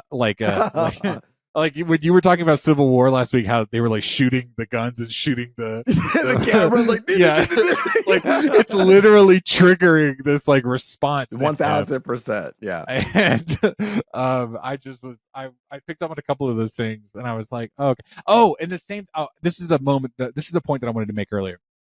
Okay, one of the last criticisms was, if he's not the Joker, don't call it Joker, right? But every time Arthur Fleck calls himself the Joker, or they reference him as the Joker, it's someone else doing it. In the first movie, the only reason he goes into that studio and says, "Hey, Murray, one more thing. Can you call me Joker? Can you introduce me as Joker?" It's because earlier in that movie, he's like, "Check out this Joker." And they cut to the comedy club where he's doing his comedy show. And it's literally Arthur's way of like connecting in that moment, so he can be like, "Hey, you called me Joker." He even has dialogue. "You called me Joker, so just call me Joker now." You know. And in this movie, they go, "Listen, Arthur. Before you go in there, the lawyer. Before you go in there, just remember that you're Arthur, and your psychiatrist thinks like this Joker persona." And it's like he never really goes into it going like, "I'm the Joker." Yeah. You know. And I was thinking about this a lot. The criticism is, if you want to call it Joker, just if you don't want it to be a movie about the Joker, then call it something else. But I just realized in that criticism, and after watching these movies, that the title is Joker, the first movie. The title is Joker, but there's really like this invisible A in front of it. He's not the Joker, he's a Joker. You know what I mean? Yeah. Which is what Murray calls him. You know what I mean? He calls him a Joker. And it's like, he is not the Joker. He's Joker. He's Joker. Yeah. Exactly. And so I just felt like people are really trying to like dunk on Todd Phillips and be like, you fucked it up and you did this and you did that. And it's just like, I don't know. In the similar vein, they called it the Batman because he's Batman in that movie. Even though they don't call him Batman in that movie, but he is the Batman. Yeah. Exactly. Like he is the definitive version of Batman for this universe. Yeah. But Arthur Fleck is a Joker. I love that because that whole idea of putting something upon him is also very much relevant too. It's like, hey, Arthur, you remember you are two different people. You are two different things. And it's like, even that's kind of imposing a view on him. Yes. Yes. Also, we didn't talk about this, but there was that crazy like animation that happened before this movie. Can I tell you? I was late to the movie. I walked in. I'm so glad you mentioned this. I walked in right at the tail end of that animation, and I was like, "Fuck, I'm missing something." I can tell you what happened. Yeah, please tell me what happened. Go ahead. So it starts out with the WB logo as an animated cartoon logo, and he goes bum ba bum bum bum bum bum bum bum bum bum bum bum ba bum bum bum bum bum bum bum bum. And then, you know, in cartoons, sometimes they have like an image of like a character doing something, and then it has the title next to them. It's like going to the shopping mart or whatever. And it's like, I'm a character. And it's like the title of the episode. They do the same thing where it's called like Joker's Shadow or Joker's Partner or whatever. Yeah. So it feels like an episode of like a cartoon episode that you would see anywhere else. And then it goes in. And it's him, Arthur, with his shadow, and him and his shadow are like fighting back and forth. And it plays out the whole Murray episode, you know. But instead, what happens is, as Arthur is getting makeup on him, the shadow gets jealous and then steals all the makeup from the real Joker, puts it on himself as the shadow Joker. He starts creating a ruckus. The real Joker's in the closet, locked up. And then the shadow Joker kills Murray and kills all these people. And then the police come. And then when the police arrive, the shadow throws it onto Arthur Fleck. And he's like, what's happening? And then the police come and beat the shit out of him. And then we cut to the jail scene. How do you not understand that that's what they're saying? I don't understand. I'm so mad that I missed that because I caught the very tail end of that where I saw the shadow. And then they cut to the thing. I again, this is just like, how do you? We talk about this so much, and this is like something you talk about so much, but it's like visual language. Like, how do you not understand the story that they're telling? You need to abandon all your thoughts and enter into this man's world. Like that is storytelling. I mean, we do that with other big storytellers as well, you know. So why can't you do that anyway? We talked very positively about it. I actually want to take the time now. Ed was actually able to see this in a very secretive way. We have our ways here. Over here at the pod for people to see things. You know. Go ahead. We're a little bit wild here. But Ed was able to give his own view on it. Now, me and Miguel have not heard his view. So Ed could hate this movie. We don't know. Okay. Maybe Miguel knows. Maybe Miguel knows. I literally don't know. No, he didn't tell me anything. All right, so let's lock in for about 3 minutes. Here we go. Okay. Okay. Here is Ed giving his view on. Wait. Before you do that, wait. Yeah. Listen, Ed is. If he's giving a voice memo, he has not heard our entire like 25, 30-minute conversation of this. Right. So he is about to. He may even rehash things we just said. But Ed is going to very passionately talk for, I guess, 3 minutes. We might be doing some like eye contact on the video version of this, which is on Spotify, watch on YouTube. Spotify, YouTube. Yeah. Okay, here we go. All right. We're going 3, 2. Hey guys, it's me, Ed, with a few thoughts about Joker Folie A Deux. So what can I say about Joker Folie A Deux? I think it's insanely bold and even ballsy, and maybe one of the greatest trolling on a mainstream level. And what I mean by that is that Todd Phillips and Joaquin Phoenix have basically taken the Joker character and said, fuck what's canon, fuck fan expectations and comic book lore and all of that, and made something entirely unique and of its own with what is a two-hander character study, basically, of a man named Arthur Fleck, who just happened to become something that might later inspire the Joker that we all know. And to make such a success of the first movie, which gave a viable, gritty, realistic version of a Joker origin, and take that opportunity to make this movie and make it how the fuck they wanted to, is kind of fucking ballsy, and I can only respect that. The performances were solid, and I actually enjoyed most of the musical set pieces, and the cinematography was really still like gorgeous as the first movie, as depressing as it is too. With that said, and this was my criticism of the first movie, is that it's just wildly and oppressively bleak. And to that extent, I also just like wonder what the purpose is. And at times I don't think it's always successful in the story it's trying to tell. But such as it is, as a tragic tale of one Arthur Fleck, this is a kind of wild and extremely depressing movie that will really fuck with expectations and really piss off a lot of people, I imagine, as has been evident this last weekend. But for me, at least, it was like a really bold and interesting continuation of a character study that makes the first movie a little bit more interesting and worth giving a shot. But it's one of those one and done things for me also. Like, thank you for this little exercise, Mr. Phillips and Mr. Phoenix, but this isn't necessarily a fun experience.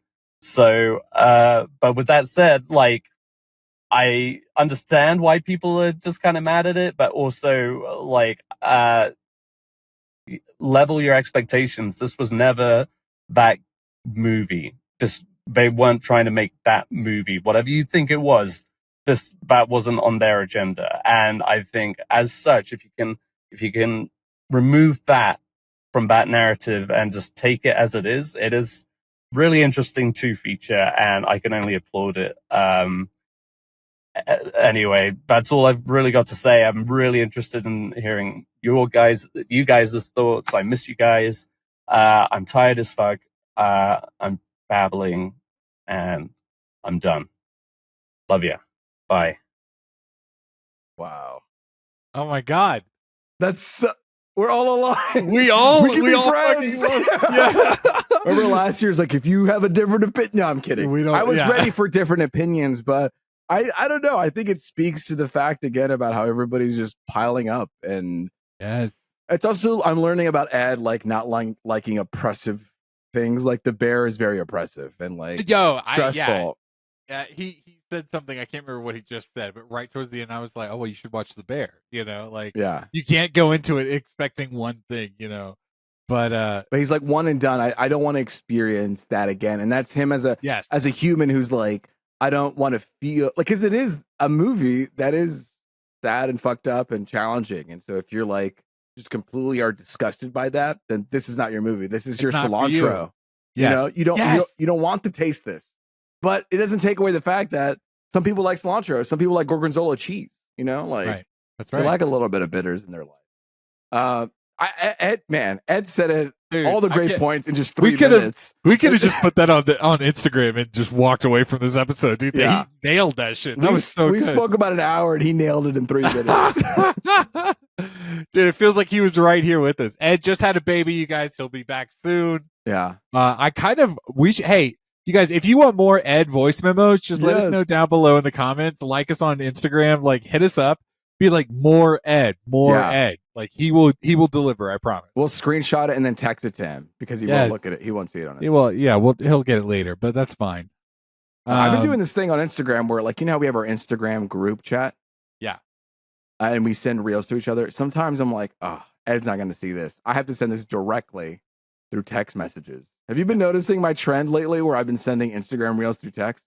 I just assumed. I just assumed you were taking a page from my book, because that's what I do. Like whenever I think maybe I was inspired by you subconsciously. When I know if it's on Instagram, it's whatever, and I want him to see it, I send it directly to the text chat, because even if he doesn't have his notifications, he'll get it and he'll go. He'll at least let me click the link. He's good about clicking the link. Don't give him our email. Can I listen? I have just one real quick thought to wrap up on a Joker, and then do it. I swear I'm done, because I feel like I'm exhausted. Yeah.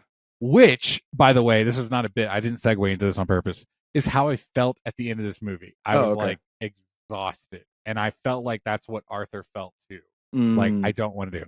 And at the very end of the movie, I almost texted you, but then I was like, let me just write this down and we'll talk about it on the podcast. There were 2 lines of dialogue towards the end of the movie that just really resonated with me, and I want to repeat them now as my wrap-up thought, okay? So in the courthouse scene, after the puddles, before the explosion, he like gets a stool and a mic, right? Very comedian, right? He goes up to the jury and he tells a joke, and he says, knock, knock, who's there? And he goes, Arthur Fleck. And it was just like, Todd Phillips told me this before I even saw this movie. Like, this is who this Joker is. It's not the Joker. Knock, knock, who's there? Arthur Fleck. It hit harder in the movie than just me saying it. It would hit harder in the movie than me just tweeting that. But that was something that really resonated with me when he said it. What's the next thing he says? He says, Arthur Fleck who? Oh my God. I was so distracted by this. He goes, Arthur Fleck who? And you expect him to say something, right? And he doesn't. They cut straight to whatever they cut to. Yeah. And it was like, for a half second, I was like, cut to credits. Like, I'll take it. Like, I'll take it. That might be a little dramatic, but I'll take it, dude. Like, that was really good. But he also had this really great line. Half a scene later, he gets broken out of the jail. The car bomb goes off. He gets in the car with the other Joker. They drive him to wherever. He breaks out of the car. He runs down the street, and he goes straight to the steps. Yeah. Right? The Joker steps, and he meets Lee there. And previously we saw she had a gun to her head. Is she dead? Is she not dead? That's the question, right? Oh, yeah. But he goes up to her and he sees her, and he even comments like, you cut your hair. Like, her makeup's disheveled. You cut your hair. And she starts singing to him one of the songs. She starts singing to him. And he has this really great line in the middle of her singing where he goes, I don't want to sing. Just talk. Don't sing. And it was like, he has gone through this whole movie giving himself these breaths of musicals, right? Like, where I'm just trying to get away from this. And he said, I just want to embrace what's happening right now. I don't want to sing anymore. Just talk. And I saw several jokes about that online today. They were like, yeah, that's how we felt too. Just stop singing. But it was like, no, like, how do you not understand? Like, he is like begging her, like, I just want to be normal. I just want to talk. And that's when just before that, she's like, you're not my fantasy anymore. And that's why she starts singing, right? Yeah. Like, and these 2 lines just really resonated with me. And as soon as the credits ended, one more thing I want to say. I told you in the text messages, I was waiting to see how many people walked out of the movie. We all sat through that entire movie. Wow. I was the first one to leave just because the credits were rolling. And I was like, let me leave and just like process this. I couldn't believe that every single person sat still in that theater after I left. Wow. I don't know. I'm not going in the back. So you saw everybody. Bro, I walked all the way down those steps. Okay. Yeah. No, I don't want to give it a rating, but I just want to say that this could not have been, just another example of, I don't want to listen to the internet. I just want to experience it for myself. And to you and Ed's, you guys know I don't love long movies, and this isn't quote unquote a long movie. But last week I was just talking about Anatomy of a Fall, which is almost 3 hours. This movie was almost 2.5 hours. With trailers. Add the trailers in there and it makes it long. Exactly. Well, I was late for this movie. Oh, that's right. But still, I mean, so like 2 hours and 10 minutes for you. No, when I sat through that whole movie, I just really thought like when I felt tired, I felt like the character was tired. Yeah. And it really did kind of tell me like sometimes you have to watch these long movies. So I'm really trying to push the boundaries of just Miguel, like just push what I'm used to. Yeah. And what I want to see. But I had a great time, and sorry. That's okay. Yeah, as you great final comment. Check out, I mean, honestly, just check it out for yourself. Like, yeah, just give yourself a chance to challenge, like, and to decipher what your tastes are. Like, it's okay if you like it or not, but just give art and movies a chance for your own opinion. Also, Lady Gaga has a album for this as well. That's kind of like a what's it called? A companion album, and it's very good. It's called Harley Quinn. Yeah, Harlequin. And if you know her, she's done songs with what's his name? Very famous swooner. Frank Sinatra, not Frank Sinatra, but Tony Bennett. So she's done these like Tony Bennett piano kind of sing song, swooner song. She kind of does that in this album as well, Harlequin. If you want some of that, that's pretty cool. Yeah, that's the Joker, everybody. We could talk more. Yeah, I don't know. Yeah. Let's talk about what we're into. How about that? Oh, let's talk about what Luis is into. Okay. I peeled back the curtain last episode. I said, we have a doc where we all put our notes on. I saw the notes that Luis put, and I was like, go fuck yourself. Okay? I'm really going to go to try as fucking quick as I can on some of these. The only one I want to talk about a little bit is... Oh, go ahead. Well, I was going to say, there's one thing that I feel like we both watched, and I would like to talk about that. The Penguin. Yeah, the Penguin, right? Talk about the Penguin. Yeah, and then... Another DC character. Another DC character. And, like, you know what? Props to DC right now. I know... I'm here for it. The tides are shifting. The tides are shifting here, and I'm okay with it right now. I'm a little bit fine. I'll ride it. I'll ride this wave for as long as it rides. You know what I mean? Exactly. If we falter after two things, then fine. And we're still not quite into the James Gunn DC of it all, and that will really be like, are we in it or are we not? Lock it in. Yeah. Yeah. But for now, these like kind of like extra little, I like it. Let's talk about it. Penguin 3. Listen, I think I came into it a little soft. Now I'm hardening up to this thing. Like I'm locking in. I honestly hang on. What? Mark. Okay. Yeah. I rather watch this show, I think, than the Batman right now. To be honest, I can't believe you said that. That's exactly how I feel. You feel that way too, right? Because I've rewatched the first episode and maybe the second one a couple, like another time, and the Batman. Every time I try to rewatch it, I'm like, I need to do something else. Luis, oh my God, are you serious? Yeah. Okay, so first off, I feel so bad, and I might have said this before, but we had this whole thing planned out, like where everyone came to. We had just moved to Colorado. Everyone came and visited us. You guys couldn't make it. We booked this whole. There was like our first Dolby experience. Matt Reeves is the Batman. I loved the trailer. I still watch the trailer. That's one of my favorite Batman trailers of all time. Guys, I don't love that Batman. Okay. And I think there's a couple things working against it. I think the COVID thing really fucked it. But also I just feel like it's kind of like a mispaced movie. I just feel like the heart or the emotion isn't grabbing me. It just feels like there's some great action sequence and some great cinematography. And then there are moments that actually don't look that good. Like that final third act looks kind of ugly to me. I turned the movie off after a certain point. Halfway through, I'm like, I get all the way to the Batmobile chase, and I'm like, all right, I can watch something else. Yeah, like I understand the intent and I respect it. Like I understand that it's grounded. Yes. I love that he's like using dirty lenses to film it. I love that he's doing all of these things, but there's just something about it where I'm not getting, I don't know, something, emotion, heart, or something. But Penguin, like I said, I went soft, but now I'm like, okay, I'm easing up to it. And here we are, episode 3, and I feel like we've hit a point where like, okay, this is the setup. Now, next week, we're getting into it because episode 1 was about the Penguin, episode 2 is about Sophia, and episode 3 was about Vic.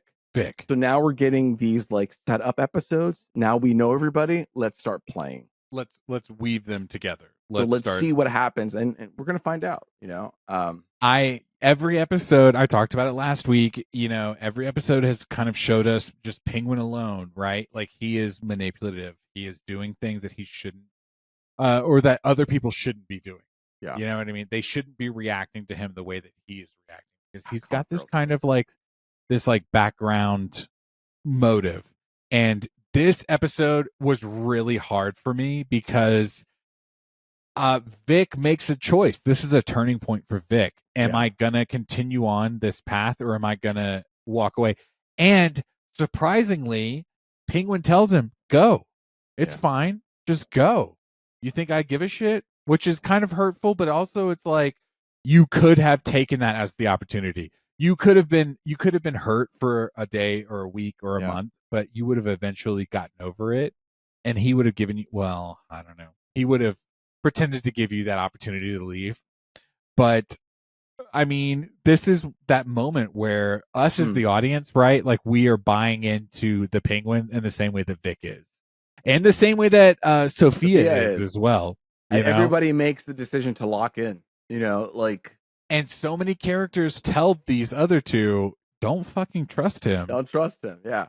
And then the episode ends with him they're like, should we get Sophia? And he's like, fuck her. Fuck her. And I'm like, and I was like taking aback because I'm like, bro, you just said, bro. I think, but this is the thing. I feel like at that moment, Penguin was a little bit genuine, but he was also like, this is what I'm saying. Life is complicated. It could be two things at once.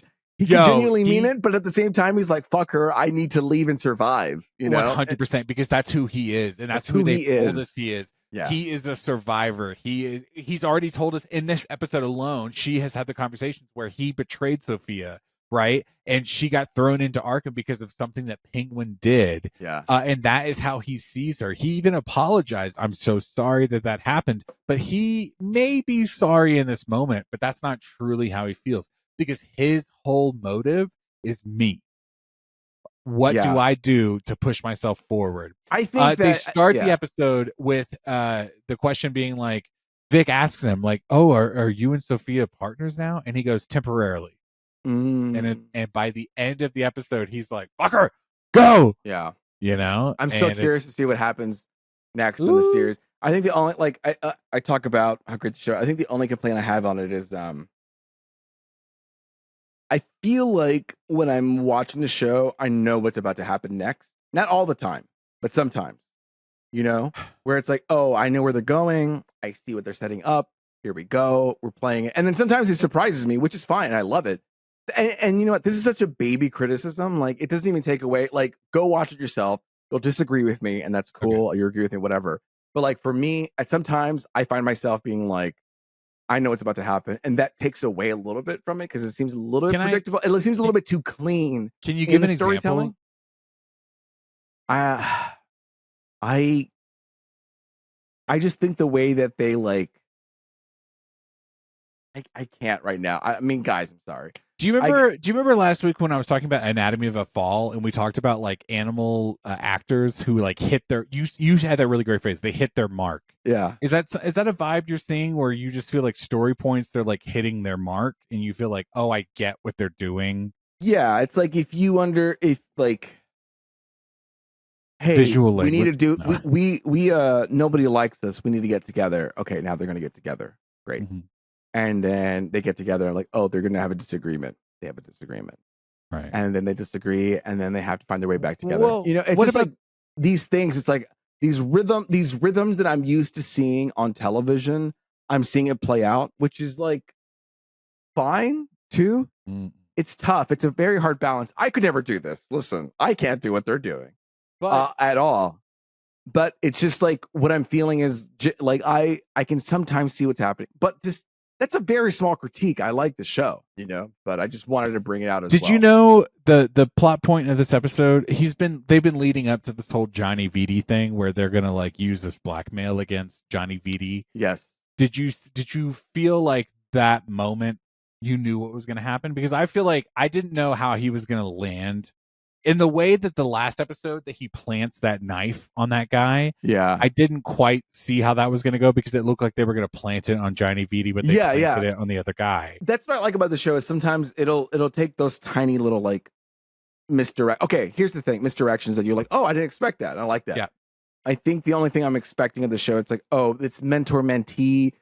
Oh, we're trying to sympathize with the Penguin. Oh, he's gonna bond with him. Oh, he's gonna try to change himself. No, he's gonna fuck Vic. And then at the end, the Penguin's gonna fuck Vic, and then Vic's gonna die, and then the Penguin's gonna rise. Like these are like beats that they have to play through. Oh, he's gonna work with Sophia, and then there's a betrayal, and then he works his way back with Sophia, but then in the end he kills. Like it's just like I see the path, but those in between moments of like the knife passing off. It's like, oh, I thought he was gonna go to. What's his name? I didn't. I knew the whole Johnny Vitti blackmail thing was going to come into play. I didn't realize how they were going to actually utilize that this episode. That's what I'm saying. I think there are things where they pop it up and surprise it in ways that I didn't expect it for it. I'm a little drunk, so if this is the part of the podcast where things start to steer off a little bit. That's okay. Hang on, wait. Though, do you really? Because I'm here's the thing that I'm thinking about. Matt Reeves or whoever said that the Penguin ends and that leads right into the Batman 2. Okay. Let me ask you this.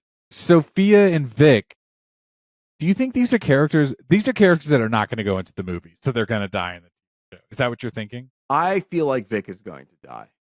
I could see that happening because like that's the tragic character of this whole story, right?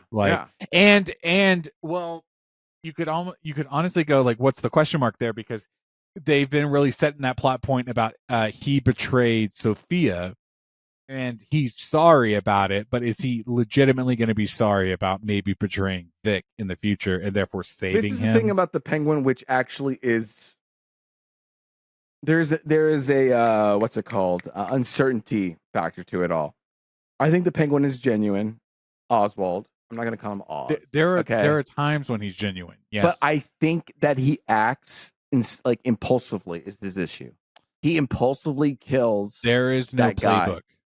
What's that?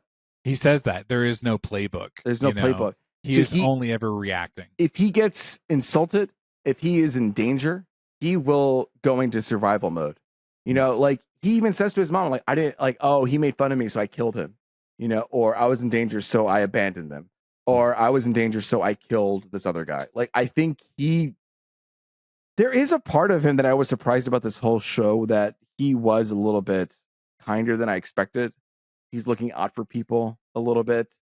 There's a really great moment where they're at the lunch, right? Yeah. And Vic stutters and the waiter interrupts him and says, "Do you want this meal?" And he says, "Hey, let him finish." Yeah. And there because there's that's the thing. Well, that's the thing though. Penguin is mocked. They call him Penguin. They call him the Penguin, and that is like a slur to him. Yeah. And so he sees Vic as an extension of himself. Yes. Whereas he doesn't see Sophia in that way. But he does kind of learn, I think, through the fact that he's becoming soft on Vic, that like I should have maybe done something different with Sophia, but he's not apologetic about what he got out of it. He says that. Yes. So, two things at once. Like, I think he sees that Sophia is also being like belittled because she's a woman and they don't want her because she's like othered. And they're like, hey, let's take care of business. You're going to go to Italy and let us do the stuff. And he's like, no, you don't push people aside. Yeah, take up space, put your shoulders back and put your chest up. You know what I mean? That's what the Penguin says. Yeah, they want from you, not the other way around or whatever, So part of me thinks that Sophia has to die. I think Vic's gonna die. I think Vic gets away. That's my prediction. You think so? Vic stays alive? I think like they're going to set up Penguin being this ruthless bad guy because that's what we talked about last week. That's what we want, right? Yeah. But I do think like that maybe I'm just hopeful. Like I want Vic to be the one that gets away, Sophia is tragic. Sophia is the hangman. Sophia is already meant to die, Yeah. And Vic has his whole life in front of him, and especially after we've seen like his father and is your father ashamed of you or not? This whole theme. So So listening to the podcast, I listen to podcasts of the Penguin, and hearing them talk about it. There's one thing that they always talk about that they're alluding to, but don't ever explain what it is how terrible of a person the Penguin becomes. Oz, they call him Oz. But I'm going to call him Oswald. How terrible, and there, it's almost, it feels very much like Walter White level terribleness. That by the end of the season, the writers, the actor, they're like, I understand, but he is despicable. And at this point, he's not despicable, and we're just setting up these three characters. So now it's like, okay, now I really want to see where they're going with this on Sunday for the 4th episode. I finished episode 2, and then I watched episode 3 all in one day. Like, that was really great. So I'm very much like, okay, I can't wait for more. Are you so now? Like, is this a Sunday show for you, like the way that House of the Dragon is, or is this like I'll catch you when I can't? Like, I'm for me. Yeah. Go ahead. I think for me, it's like I'll catch it that week, but I may not catch it that Sunday. So I don't know about your house, but my wife, she's like, she does not want to watch this show, right? And I think that's fair. Like, but we are very much HBO family. So when there are those HBO Sunday shows, like, yes, we show up and we sit down, whether it's Sunday or like Monday night at the latest. But for me, I think it's just going to be me watching Penguin. Yeah. So it's kind of like Ed goes to see movies on Tuesdays. That's kind of when I'm watching the Penguin. Yeah. Like, let me watch it before the podcast, just in case we want to talk about it. I told Sarah after the 3rd one, I was like, you know what? Maybe you should watch it. Like, just watch it on your own. Maybe we'll watch the last episodes together. But I keep like kind of teasing to her. I'm like, hey, if you're free, watch a couple episodes. Because I think Colin Farrell does a fantastic job. She loves Colin Farrell. First off, he's doing amazing. Yes. Okay, let me talk about one of my favorite things about the show is the micro reactions are out of control from from him and Christina Milioti. Like, their micro reactions are fantastic. Like, he does these like things that I love. It's storytelling, you know? Bro, they know these characters. Oh, but that's kind of blowing my mind because I would immediately sell this show to Sarah for her alone. Sophia is so good. I really feel like she would love the Sophia character. Yes, that's what. Yes. So I listen beyond the podcast. Like, please just tell Sarah. Like, I think she would really enjoy that character. But okay, someone's texting on the side. But I'm really into this show. I don't want to give too much away, but I'm trying to be careful about what I say because. But it does seem like they, we talked to Eric, who was on the show. He worked on the show, and he just told me very casually today. We were talking about I was telling him like, "Hey, man, I've watched the first 3 episodes, and I really like what they're doing." And he was just kind of like, "Yeah, they've really," as an audience member, like he was like, "I'm surprised at how they cut the show because some elements were shifted around." And we were supposed to see like this moment here, but the way they have kind of framed the storyline so far has been really good. He also pointed out, which I didn't realize, that the first 3 episodes were directed by the same person. That feels very fair and makes sense. And it's like, okay, so if we start shifting from here on out, I could kind of get on board now because now I understand like those first 3 were like a product. Exactly. Take it in 3s. I like that type of storytelling where 3 episodes are. I know you do, baby. Yeah. I like it. Ooh, and all right. But no, I'm having a really good time, and so far I'm into the show. Yeah. When there's an episode that I'm like, fuck this show, I'll be happy to tell you. Okay. Yeah. Right now I'm there. But you know what? I tell you what, let's not talk about Penguin because I feel like, Luis, you got a lot on your head. You got a lot on your brain. I'm going to get through this as quick as I can. I have like 1, 2, 3, 4, 5, 6 things I want to talk about. Right? Yeah. Okay. I'm going to be very quick about it. These are just going to be like there are 12 things on our doc, but go ahead and talk about 6 of them. Go ahead. I'm going to touch and go with them. Okay. I'm touch and go. I'm about to stop reading. I'm going to vibe. Let's go. Here we go. Next thing. There's a moment where I ended up watching Despicable Me 4. I thought that movie was terrible. Look, listen, everybody. That movie isn't that bad. Okay. I actually laughed a lot in that movie. I had a good time. Fuck it. This is the same. You know what? Who wrote Despicable Me 4? The guy who wrote The White Lotus. There you go. So fuck yourself. I love that show. It had funny jokes, but you know what? It felt also very LA related. So maybe because I liked it because LAS, but okay, it was kind of funny. My son loved that movie. Go ahead. You saw it? Did you see it? Yeah, in theaters, bitch. All right, let's go. Oh, dude, I watched it. I was waiting for it to be bad, and I was like, I'm kind of laughing more than I expected. No, like we talked about this. Like, there's something about the Despicable Minions franchise. Dude, the Minions are very polarizing. Some people hate them, and then some people. Honestly, I don't give a fuck about them. I think that they're fine, but some people hate them. I'm a father to a kid, and my kid loves the Minions. So if there's a movie about them, we're gonna watch it. If they make 10 more. They have about exactly 2.5 more years before my kid's like over. I'll tell you what. Well, this is one of the top Despicable Me's for me. I'll tell you that. It was pretty good. It was pretty good. Despicable Me 3, not great. Despicable Me 2, okay. Like, better than Inside Out 2, for sure. Whoa, let's not say that. That's not true. Inside Out 2 is way better. But let's talk about another sequel I watch. So sometimes I clean the house, and when I clean the house, I like to put on movies that I've seen a lot, just to put it in the background. So I'm cleaning, and you know what? An hour and a half is a good amount of time for me to clean up the house. So I'm like, let me look at the movie. Love it. So I re-put on Father of the Bride 2, and let me tell you, if you're into Only Murders in the Building, fucking watch Father of the Bride series because it's fucking good. Steve Martin is fucking funny and great. And what's it called? Martin Short pops in as a character as well. He's more prevalent in the second one, which is funny to me. And listen, Eugene Levy is in this new season. Guess who also makes an appearance in Father of the Bride 2? Eugene Levy. And so it's just like, I don't know. I like Father of the Bride 2. It's good. It's a good time. Steve Martin's great. Everyone's fun. It's just like good homey things. You know what I mean? You also should be watching Only Murders. That's what I'm saying. I bring it up because of Only Murders. If you like that, then check out Father of the Bride. I watched this show, Uzumaki, based on a manga that's like highly acclaimed. The episode 1 was fantastic. It's about a city that gets infected by spirals and people start going insane. It's very trippy and very weird. So if you don't like that, don't watch it. If you want weird, watch it. Episode 1 and 2 are very different because they switched animation studios. There's a lot of drama between all that. In the middle of the season? Yeah, because I think the first episode or so, they took like 4 years to make it. And then they were like, hey, you need to speed this up.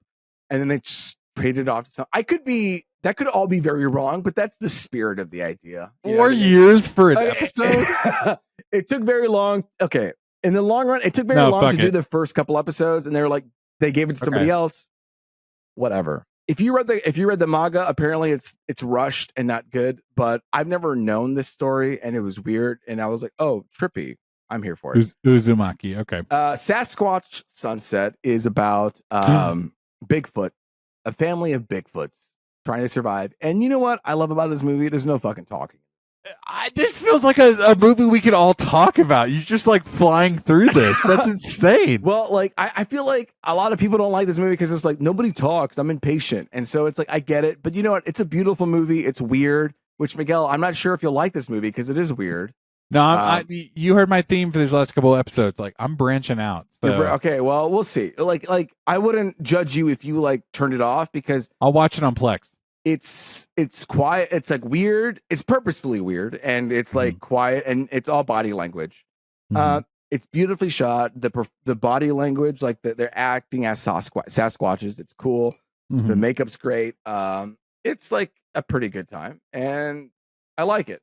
I'm playing Ratchet and Clank, the video game, and that's fun. Rift Apart. We love that game. That's a good game. I've never played Rift Apart, and I wanted to play something like that. And this feels like for me right now a pretty perfect game because it combines Fortnite, Hi-Fi Rush, Spider-Man, God of War, and Jedi Fallen Order. Yes. Like I'm running on the sides, I'm shooting people, I'm fighting people like in Hi-Fi Rush, I'm swinging like in Spider-Man. I've gotten to a level right now where I'm like, okay, things are feeling a little repetitive, but I'm still. It's really nice to turn off my brain and just play. How about that? And I like the visuals and I like the vibe, the feel of it all. So Ratchet and Clank. Hang on, before you move on, Luis, I wanted to say two things. First off, if you like this game, you should play that Crash Bandicoot game. It's about time. Okay, there's Crash 4, I think it was. I think you would really like that game for that mechanic. But also, I just want to say, are you playing Astrobot?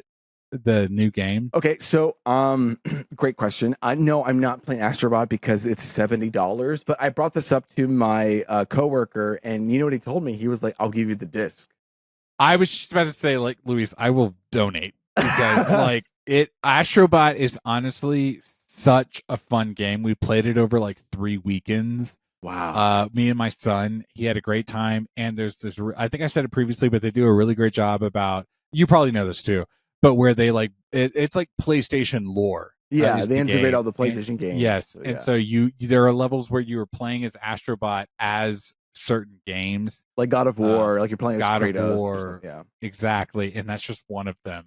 There's so many. So if you're into Ratchet and Clank, first off, again, play Ratchet and Clank, play Crash Bandicoot. It's about time because you're going to get a lot of that similar gameplay. But also Astrobot is really a fun game, and you should play it. If my coworker gives it to me, that's definitely something I want to play.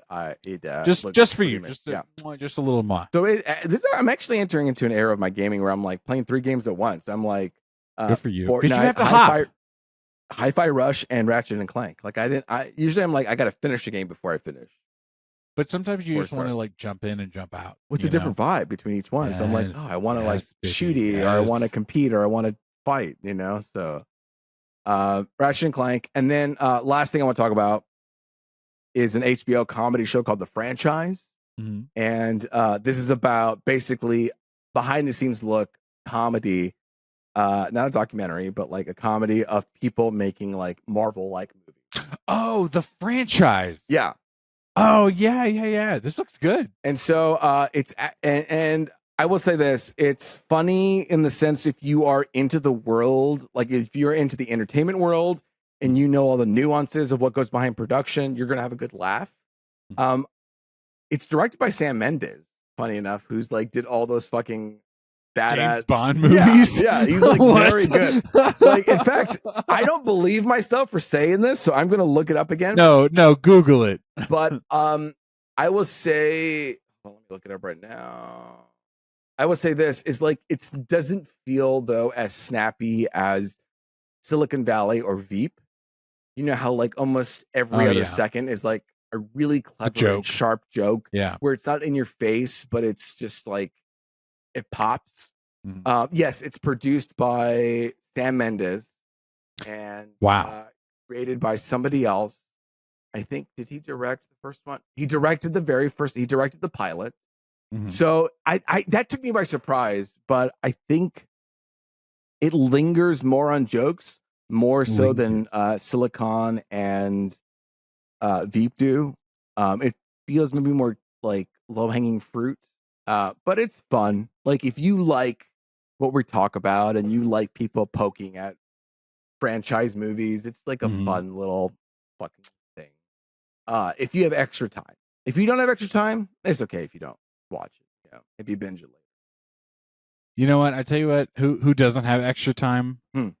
Our audience. Okay. What an episode. Wait, hold on. I want to know what you had to say about your thing. Oh, well, okay. Just real quick, because I don't want to just highlights, yeah. Okay. So now who's not yes-anding me? Okay, Ed. Very Ed coded. Okay. Hold on. Okay, hey guys, it's me, Ed.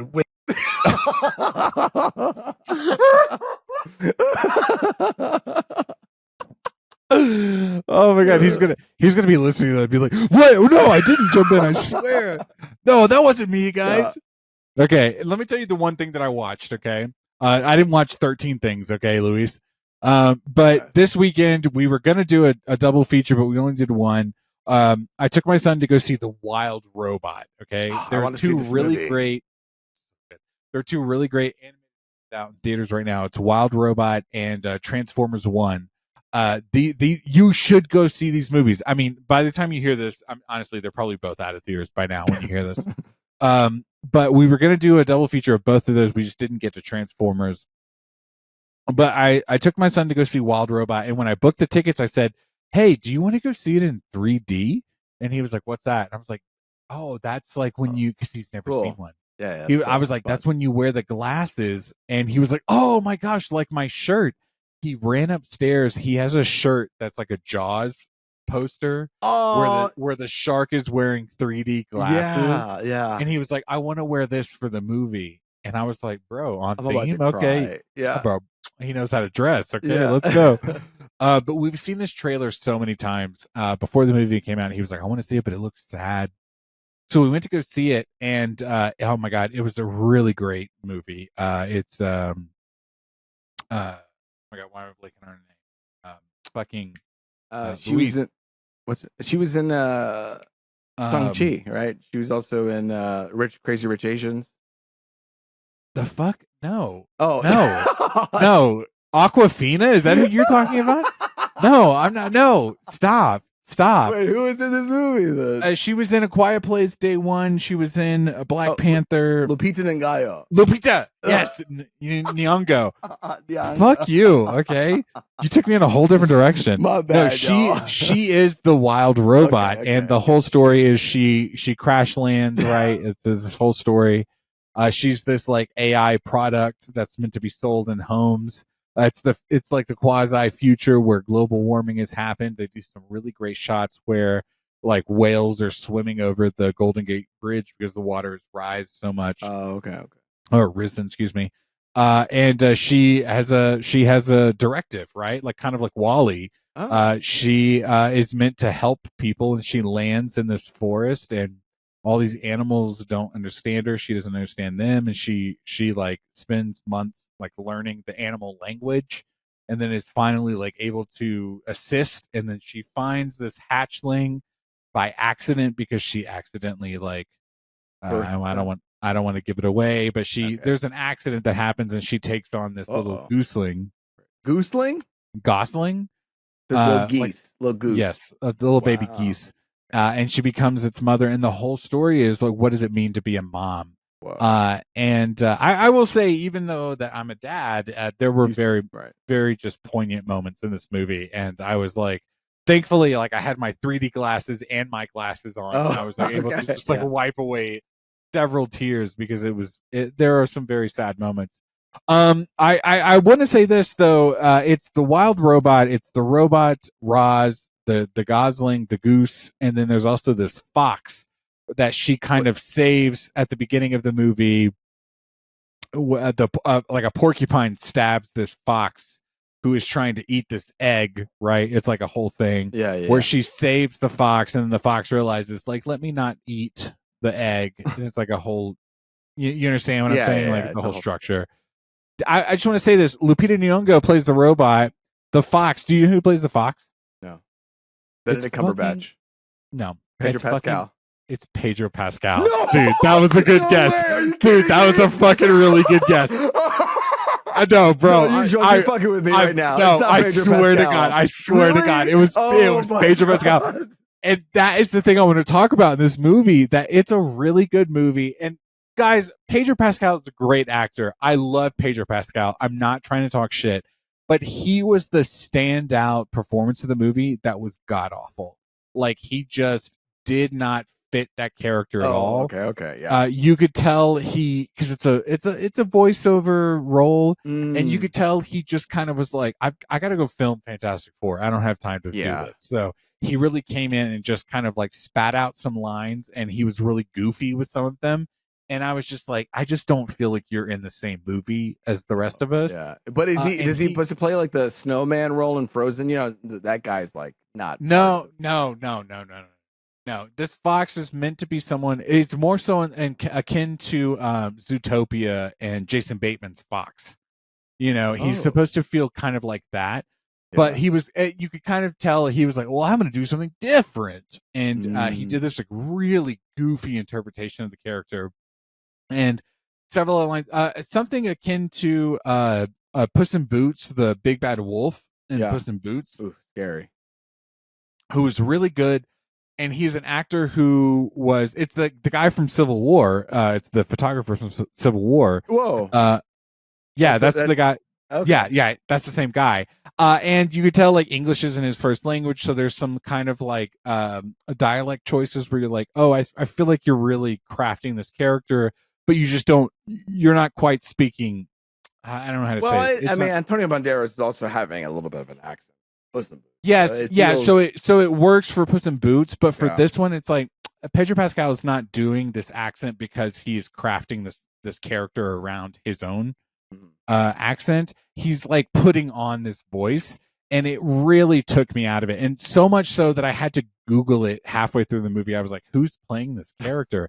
And I was blown away that it was Pedro Pascal, because as much as I complain about he's overcast, he's doing so many things, I really like Pedro Pascal, and this was just not his role. And he does have some good moments, but you just really feel like I could do with someone else.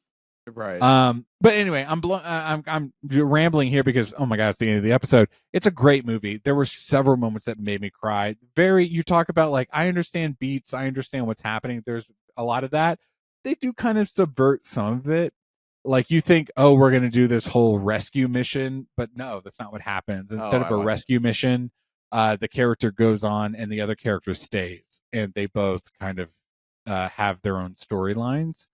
Which is really great. And like that. There's the worst line in the movie is where all the characters come together and the robot goes, actually the movie's called Wild Robot, right? She goes, I'm actually a wild robot. And I was like, that may be the worst line of the movie, and it's not her fault. It's just right. The writing. But yeah, no, this movie, like outside of the criticism, it seems like it's going to be a competitive for Inside Out 2 for the best animated film of the year. Yeah, listen, is it going to make $1 billion? No, but it is. Will it win an Oscar? Potentially, it could win. Potentially, it is very good. I had such a good time. We talked about it before the movie, after the movie, in the car on the way home. Like my son and I were very engaged. Listen, if you have a kid and you want to go see this movie, it's very good. It's very well done. A couple of cliche things, but they just do it so well. I was definitely teared up. So go see it. Hey, Wild Robot. What an episode, Miguel. Fucking 2 hours. What an episode. I tried to end 11 minutes ago, okay? And hey you were guys, like, it's me, Ed.